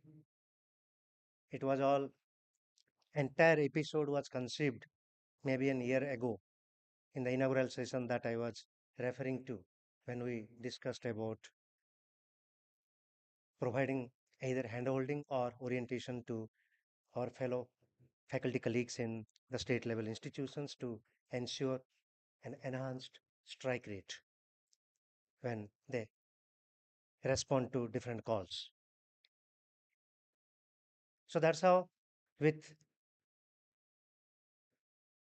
6 months of proactive engagement with Department of Science and Technology, finally it was 3rd December 2024 was the day we received the award letter, and we had only 10 days with us, and that's how we could put up this show with our available facilities. When I discussed with Vice Chancellor Madam, she said, yes, go ahead. 10 days is nothing. You can do it. Go ahead. And with all the available facilities, although there may be constraints as well, we could make it happen. Of 800 plus institutions that we approached to nominate faculty member, till yesterday, we had 148 registration. Our original target, the proposal that we submitted to DST, original target was 160. So that itself shows our strike rate. So of 160 target, we could have 148 participation. That's the strike rate and first measurable indicator. As yes, as Professor Thakkar said just 10 minutes before, if there is a will, there is a way. It is possible. Number one. Number two, although we tried to spread the message far and wide all across the state, we could have participation from 16 districts. 16 participants representing institutions from 16 different districts of the state. And all the participants are from STEM domain, science, technology, engineering, and medicine. So we had in total 10 presentations, both physical mode and virtual mode, on different aspects of the funding opportunities. And the most crucial part that many of the experts do emphasize is about, it's not about writing a proposal. It's about writing an winning grant proposal. Every faculty wishes to submit a proposal. That can always be done. But is it a winning grant proposal? That's what precisely DST always wanted, that yes, faculty members do need to have orientation on writing winning grant proposal, and most importantly, defending it. And the wonderful part is about conceptualizing it that Karasar had narrated last evening. That was a wonderful, I would rather say personally as a researcher, I enjoyed wonderful deliberation during 5:45 to 6:30 p.m. And that was the time when we had only 50 participants. And we also took a pride that, yes, these are those 50 participants, they have decided that they will write project. Rest all had come to participate in the workshop, no problem. But those 50 participants, a round of applause for those all 50 participants. I cannot make out who was there. And the next part, most interesting part, was about the deliberation. Especially, I wish to mention the deliberation by Professor Vinod Kumar sir, when he described his suffer from an undergraduate college to Meerut University, to Lucknow University, to Delhi University, then King George Medical University, and wherever he has reached, he has not used institute's infrastructure, he developed it. He joined that center, he developed, and he has got access all those infrastructure grants from the premier scientific funding agency, that is Department of Science and Technology. That's quite inspiring. I mean, I have been a product of the school that he was the chairman for 15 long years. SERB school in chronobiology, every time he will say the same thing to the young PhD candidates, that after a year or a half, you will be an assistant professor somewhere. Don't creep for grants from your institution. You need to develop the tendency of writing projects, writing proposals for infrastructure grants, and develop your own lab. Overnight, lab cannot be developed. It takes time, but yes, you should not lose hope. And there were many other aspects about the other important part was that Dr. Sanjay Mishra deliberated upon is providing as an element of independency, means being an independent researcher to the scholars they are working with the recognized supervisors. So we must have a practice of encouraging them to write independent candidate specific projects rather than when they come, sir, आपके पास कुछ project है क्या? No, you write proposal. That's what Sanjay Mishra sir's entire presentation was all about. Common fellowship portal. Now students do get, I mean, misoriented about ये fellowship का deadline खत्म हो गया अब नहीं है, and then they feel disheartened. Nothing. Common fellowship portal, such a wonderful avenue and wonderful gateway, I would rather say, gateway to solve all your financial requirements, especially for young graduates and doctorates. And then there were other topics that was covered by Professor M.G. Thakkar, and then Vivek Sahab sitting on the front. His work was more aligned, and when Dr. Paningrai told me that we need to rope him in, it was so fascinating to see his presentation completely aligning with a scheme called SEED, that is again under DST, SEED. Anyone who wants to get connected with society, and Madam will definitely, I know Madam is going to talk about that, under NEP 2020, now it is mandatory for all teachers of the higher education institution to have social responsibility. Go to villages, channelize your energy to villages and to address societal problem. And seed grant is the right avenue in that direction. And Vivek Saab has actually spoken about all the options and opportunities that is available through the seed scheme. So this is how we could get engaged with all the resource persons for the last 2 days. And for the information of Madam Vice Chancellor, Madam, we had a panel discussion just before the previous discussion, and there was a lot of expected outcome and unexpected outcome as well. So we will be able to jot it down in the form of some recommendation. We will also share with DST for their views and remarks, and maybe they can come out with different policy these papers and maybe something to work on in the future. And at the end, if I'll fall short of my duty if I don't recognize and appreciate the efforts by my colleagues from Department of Science and Technology who have given an overview. That was an people say it's a sky is the limit, but those opportunities are ocean of opportunities. That Dr. Panigrai, Dr. Mohanty, and Dr. Anima Chaudhary, they have deliberated upon. Really, they are ocean of opportunities. If we try to develop proposal for each of these schemes, perhaps it will take years together. And that's how many of the resource person did emphasize on identifying the research problem so that you will be able to target to one of the calls. So these are a brief about that we deliberated upon in the last 2 days.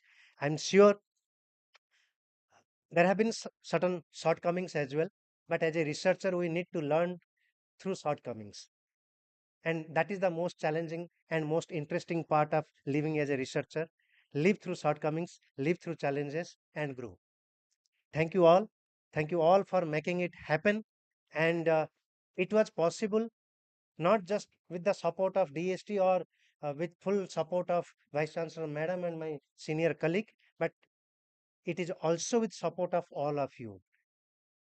In just 5 days, if 150 participants could come here, the credit goes to all of you, not to us. It is because of your support, it is because of your willingness we could make it happen. And an assurance and a request to DST, we will make it happen again and again. We will continue with this collaboration. So looking forward to your support in future as well. Thank you so much. Thank you so much, sir, for your remark. Now, we would like to hear from our valued participants. Your feedback is crucial. We kindly request you to share your thoughts, suggestions, and overall experience with us. Any participants?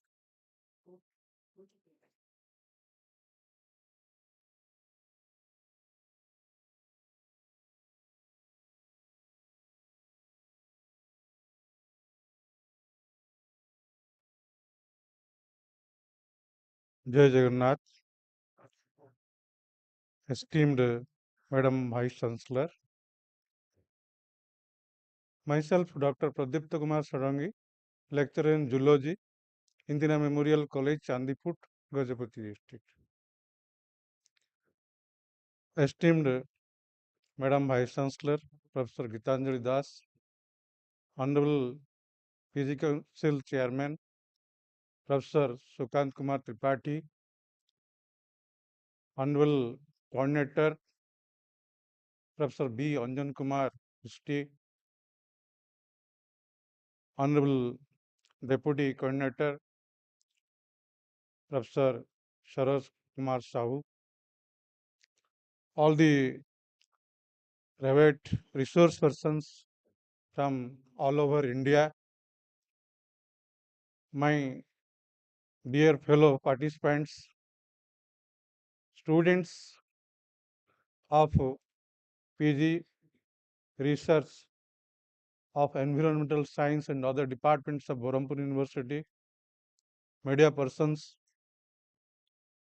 At the outset, this is a very nice initiative, innovative, inspirational learning and training program on research project writing, funding. Not only that, but also a very interactive program for 2 days. I'm not telling more. I appeal Madam Vice Chancellor to give chance the faculties of affiliated colleges of South Odisha under Berhampur University. I know the door is open to all as far the central laboratory is set up. Still some other technical difficulties, kindly look at this. And I also congratulate Madam Vice Chancellor. After long time, the university is at right setup. Thank you all.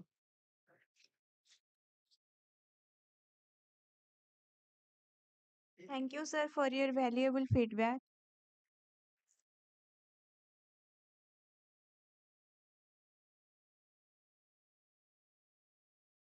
Honorable Vice Chancellor, Berhampur University, Honorable Chairman, Dr. Prusti, coordinator of the program, and Dr. Saroz, my fellow participants, and student friends. From the uh, discussion of each talk from the resource person that depicts how brainstorming and enlightening talks were there. So, no point of telling, the discussion itself shows that how much all participants and the resource persons are involved. I would like to thank Berhampur University and especially Anjan sir, who has uh, conducted this program so nicely, and a special thanks to the research scholars and the students who are the really involved everywhere in this program, and the hospitality is really nice, and I thank you all. Thank you, the court. Thank you, ma'am, for your valuable feedback.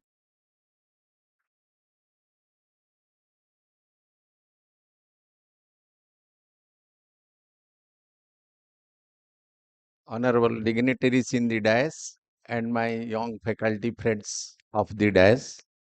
Really conducting such type of event, as Dr. Prusti, Professor Prusti has rightly pointed out, within 10 days is really amazing. And all outcome have been very beneficial. Being a faculty starting with a career in a university affiliated college, then jumping to the regional engineering college. Present NIT Rourkela was previously regional engineering college, then converted to NIT and retired from them, and again working in a private institute university. I have a resistive feeling of knowing what are the difficulties one has to cope with the different stages. It is true. When an institute is named after N, national, money is raining like anything. When the institute is a state level, there is a constraint, and if it is in a private, still there is a constraint. But if there is a will, there is a way, there is no second opinion in it. And yesterday, I have a little worry, honestly speaking, and concern that why the delegates are not giving enough opportunity to put raise questions, because it is two-way communication. We have to understand their mind. But today I am extremely happy because there is a panel session. They were quietly correct, and the panel session could able to solve all the problem, and all the persons dignitary in the panel session, they have given some catchy word, and I want to carry them back in the bag, and they catch things in a problem, and I will add few words. Friends, definitely you will face a problem for doing research, but remember, if there is a no problem, it is the biggest problem. Another thing is that you are taking risk. If you don't take the risk, it is the greatest risk. I understand. And call for a paper. Generally, call for a paper, people, you start sleeping for 2 months, then within the 2 days you write the paper, and ultimately it may be rejected or something like that. And another thing is that those paper accepted by the those proposals are accepted by the funding agency, they are no doubt good. But one thing we learn from them, those who are not recommended, they are not necessarily bad. Sometimes they have a constraint. Physics department 5, chemistry department, they have various constraints for which it has not been recommended, but hope for best. Someday or other it will be recommended, but don't wait for the last day. Generally, if the train is late for 1 hour also, there are some passenger who will miss the train. So don't make this type of habit. And similarly, as you are telling that there is a very good theory and experiment. It should be very good correlation, a best project and best model where the theory and research should come together. And also, the one more point which you could not catch is that funding agency or funding like anything. When you come to a level of institute, elevated, funding will come like anything. But sometimes what happened, my personal feeling, funding agent is fund and they forget, and taker take and they forget. The result is that most of the sophisticated crore and lakh rupees instrument, if you approach, the simple, very sorry figure is, sir, what to do? These are not functional.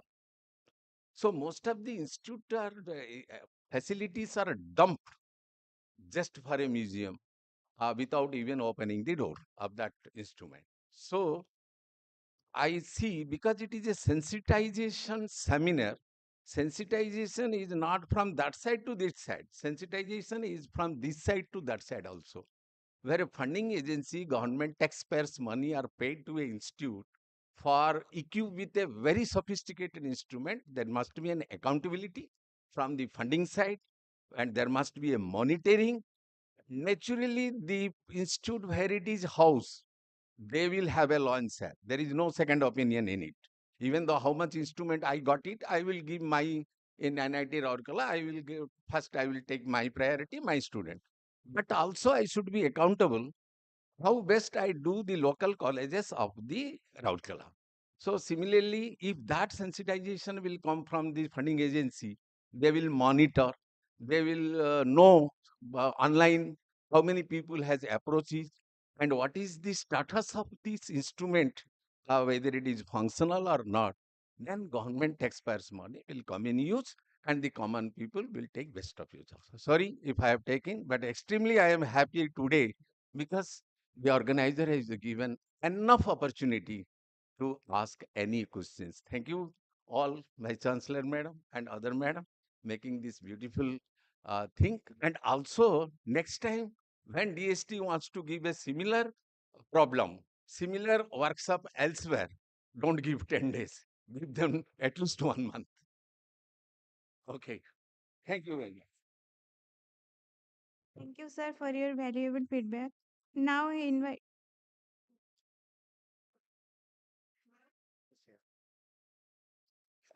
Very good afternoon to all. I am from GIT University, Gunapur, working as Associate Professor of Physics. It is a very wonderful workshop on funding landscape. A current challenge, actually, it is a real current challenge for us. We have learned many things. We are very much grateful to Honorable Vice Chancellor of Berhampur University, Professor Gitanjali Das, Professor S.K. Tripathi, Chairman, PG Council, Berhampur University, Professor B. Anjan Kumar Prusti, Workshop Coordinator, Professor Saroj Kumar Sahu, Workshop Deputy Coordinator, for conducting such nice, well-organized workshop. We are very much grateful to all esteemed speakers from DST, IIT, and other eminent institutes for their grassroots explanation on funding landscape. And we have learned many things from them. Here we received nice accommodation and food and beautiful campus. I realized like IIT Madras last September I went for a attending the conference, and I also got the similar experience here. A nice campus and wonderful hospitality from the management, and basically good coordination from the research scholars and students, and their hard work to organize this workshop. We are very much thankful to the students and research scholars and the team behind this organizing the workshop. Thankful. Thankful also to DST New Delhi for sponsoring such type of workshop in Odisha. Thank you, DST scientists. Thank you. Thank you, sir. Now I invite Professor S.K. Tripathi, Chairman of PG Council, Berhampur University, to share his remarks.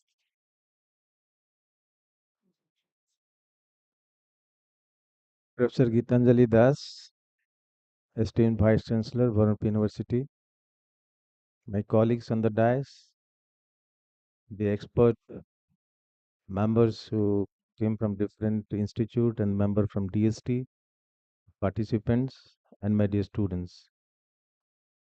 This is the end of this, DST sponsored state level workshop on funding landscape. And I think that this workshop is a grand success, but a caution.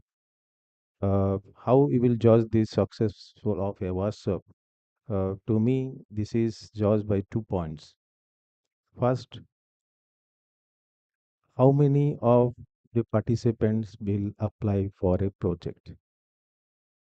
If I understand, there are 150 participants, and out of this 150 participants, if 50 participants will at least apply for a proposal after leaving this university, then we will think that this is a grand success. So I will request Professor Prusti to have a track of how many participants are applying for a project after going from this Berhampur University. This is number one. And number two, because I was also in the panel discussion, and I found that there is actually a number of problems are there, and that we sorted out. So can you have a document which you can prepare after this workshop, which you can submit to this DST Government of India as well as to the DST Government of Odisha? As I was discussing with Dr. Panigrahi, DST Government of Odisha is not matching with pace as the other state government or other state governments. So we will make a document, the outcome of this workshop, the proposal. We will submit to this Department of Science and Technology, Government of Odisha, with a copy to the Department of Science and Technology, Government of Odisha, so that the Department of Science and Technology, Government of Odisha also will run with the same pace with the other state government of Odisha. Thank you very much for participating in this event, and I think we will go with the long. Thank you very much. Thank Thank you, sir, for your very valuable remark. Now, I request our Honorable Vice Chancellor, Professor Gitanjali Das, Berhampur University, to come up and Good afternoon, all of you, dignitaries on the dais and off the dais, all resource persons, participants, students. It is a very satisfying experience to organize a 2 days workshop sponsored by DST, Government of India. I really felt happy when the proposal came to me. I took personal care to have more and more registration. I talked to every vice chancellor, all the vice chancellors, vice chancellor colleagues of mine, put it in CDC group for all the principals, information of all the principals, talked to many principals of the affiliated colleges because I wanted the number should be a huge one. I mean, almost the target should be fulfilled, at least because these are very rare events. Normally, we do not get funding to work to or arrange such workshops, hand-holding workshops in peripheral areas. So this is very. I'm very happy to know that 10 presentations were there, and so many distinguished speakers were there. Normally, we do not even those lecturers, teachers working in affiliated colleges and remote areas, they don't get any exposure. Even our faculty members and students also have limited exposure. Not all of them have the same exposure. And we are always talking of innovations. I quote, I will not name anyone. It has left a deep mark in my heart, so that's why I'm quoting. Someone told, an IITian, and he wrote also, that innovations take place in IITs only. It doesn't take place in state public universities. It was in an NAC report. So it has left a very deep mark, scar in my heart. When I came here and joined, and I realized Berhampur University needs lot of support for innovation and infrastructure also. We are not lagging behind now at the moment. I am very satisfied with the progress of the university. We have 60 projects with an extramural funding of more than 6 crores. Maybe with this longitudinal project, if we add it, it becomes 8 crores. So it is around 7 to 8 crores. And 60 projects with extramural funding. It's a lot of money is inflowing. And with the overhead money, what we are getting, we utilize it for the faculty and students improvement for research only.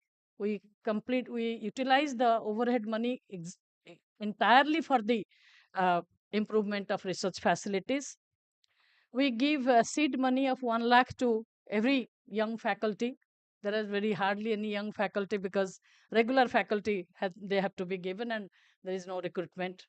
But we still give many seed money. Patent registration we support. Attending international national conference we support. Research scholarship to one research scholar in every department, that also we give, because NAC also has a mandate for extramural funding and seed funding and how much the institution invests on the research, etc. But again, I feel anguished. I wrote to the government of Odisha 2 years back, repeatedly for an NMR. That instrument is required for our center of excellence. Many people are working there. Instead of my repeated request, it is yet to be approved. Very recently I went to Central University of Hyderabad, and I visited Central University of Hyderabad because the VC conference was taking place in Hyderabad. So I went to the vice chancellor with vice chancellor's request, and we had an MOU. I went to chemistry department. I saw 5 NMRs are there. So I really, at this point, we feel it. We feel it because we feel our researchers, our faculty members do not get the same infrastructure which is available in central universities or central institutions. We have to justify again and again, we have to justify ourselves, we have to fight, we have to argue, we have to give so many uh, like justification why we need it. And one answer was that ISER has it, so you have an MOU with ISER, and your faculty can utilize it. So this was the answer. So it really sometimes it really hurts. So we should, when we talk of equity, equity has to be maintained. Equity can be maintained by having parity, I mean, in between central and state institutions. Otherwise, equity is very difficult. And access. Access is also an important question in NEP. NEP also, such orientation is very, very important, because it's not writing a proposal is not at all essay writing. Essay writing or story writing, you just write anything through it, and it will be approved. So it should be uh, so that writing model should be developed, and orientation is required, hands-on training is required. Academic writing for academic writing, we constantly we organize hand-holding exercises also for the students and also for the faculty members. And NEP also requires that 1.5 lakhs teachers should be oriented. And we have an MMTTC which organizes a number of orientation program for teachers, faculty members to sensitize on NEP. So these are very, very important things, and we should do it, and we should collaborate with each other. We should mentor each other. There should be mentoring from different national institutions. That's why we keep on signing MOUs and asks them what will be your contribution to this, to Berhampur University as a big brother, like like IIG, IITs, IISER and ISER, and every central institutions can always mentor us, and we happily we can go to them for mentoring. And this is also again very important, that the community based participatory research, that is also very important. So we also organized one community based participatory research program here with the with collaboration with Priya and uh, like CYST also mentors sometimes. So this is a very it's a very good uh, occasion, very good. It provides a platform for the beginners to interact with good resource persons.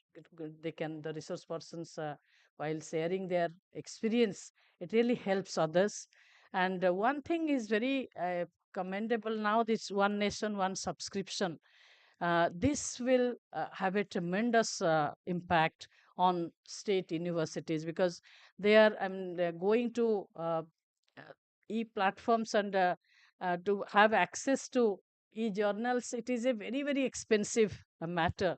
Even then, we have, after I came, I have spent 2 crores on the library. In the last 5 years, there is no book was purchased in Berhampur University. I have already invested 2 crores for the e-resources and books also. So we keep on trying for research, because research ecosystem is very important for innovation. Wherever we talk of innovation, the research ecosystem should be there. So such hand-holding training workshops are done not for merrymaking. I found 9:30, when if it is written 9:30, 9:30 everybody should have been here. And when if it is there is a there is a talk at 5:30 or 6 o'clock or 7 o'clock, any serious researcher should be there to listen to it. That shows your commitment, that shows your passion for research. Otherwise, just for fun making, just to get a certificate, attending such workshops are just not very meaningful. So I wish all the STEM researchers to contribute for the society. All of us are meant for the society. We need to ask ourselves what we contribute for the society. What is our contribution today? I ask myself every day what I contributed today. Every evening I go back and I introspect what was my contribution today. So that should be with everybody, and that will exactly take us to for a Vikashit Bharat. Thank you all. Thank you, ma'am, for your insightful thoughts and remarks. Now I invite Dr. Saurabh Kumar Sahu, Deputy Coordinator of the workshop, to give the vote of thanks.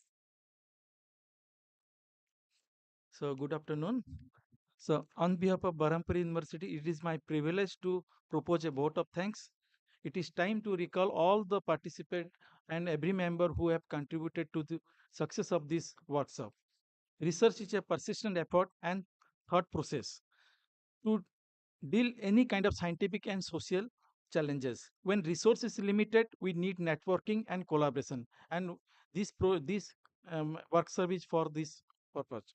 I believe this work is able to bring like-minded researchers, faculty across the different colleges and university in the state, and to bring out you can consider it's a good platform to collaborate with each other. I know there are these couple of challenges that we have during the process of conducting this workshop. So I'm extremely sorry if there is some kind of error with our teams. Okay.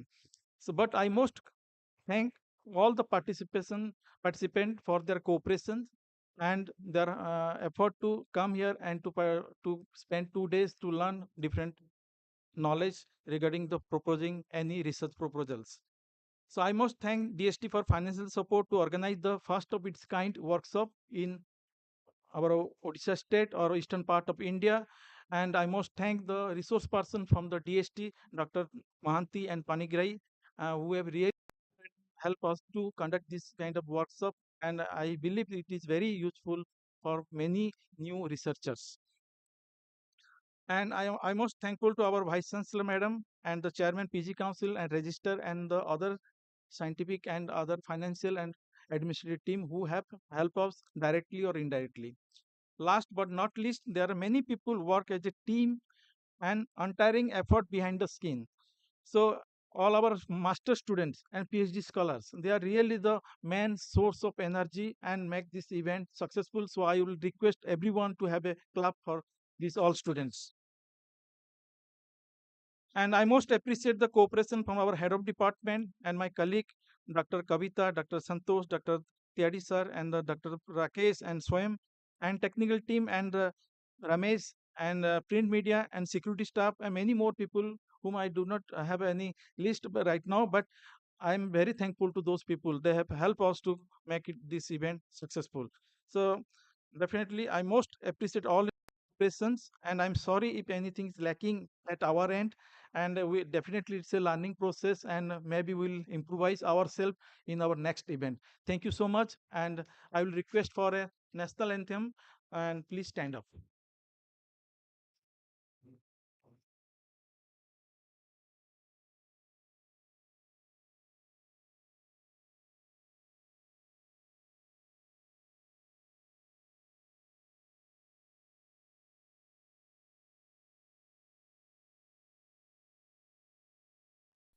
जनगण मन अधिनायक जय हे भारत भाग्य विधाता पंजाब सिंध गुजरात मराठा द्राविड उत्कल बंगा विंध्य हिमाचल यमुना गंगा उच्चल जलधि तरंगा तव शुभ नामे जागे तव शुभ आशीष मांगे गाहे तव जय गाथा जन गण मंगलदायक जय हे भारत भाग्य विधाता जय हे जय हे जय हे जय जय जय जय हे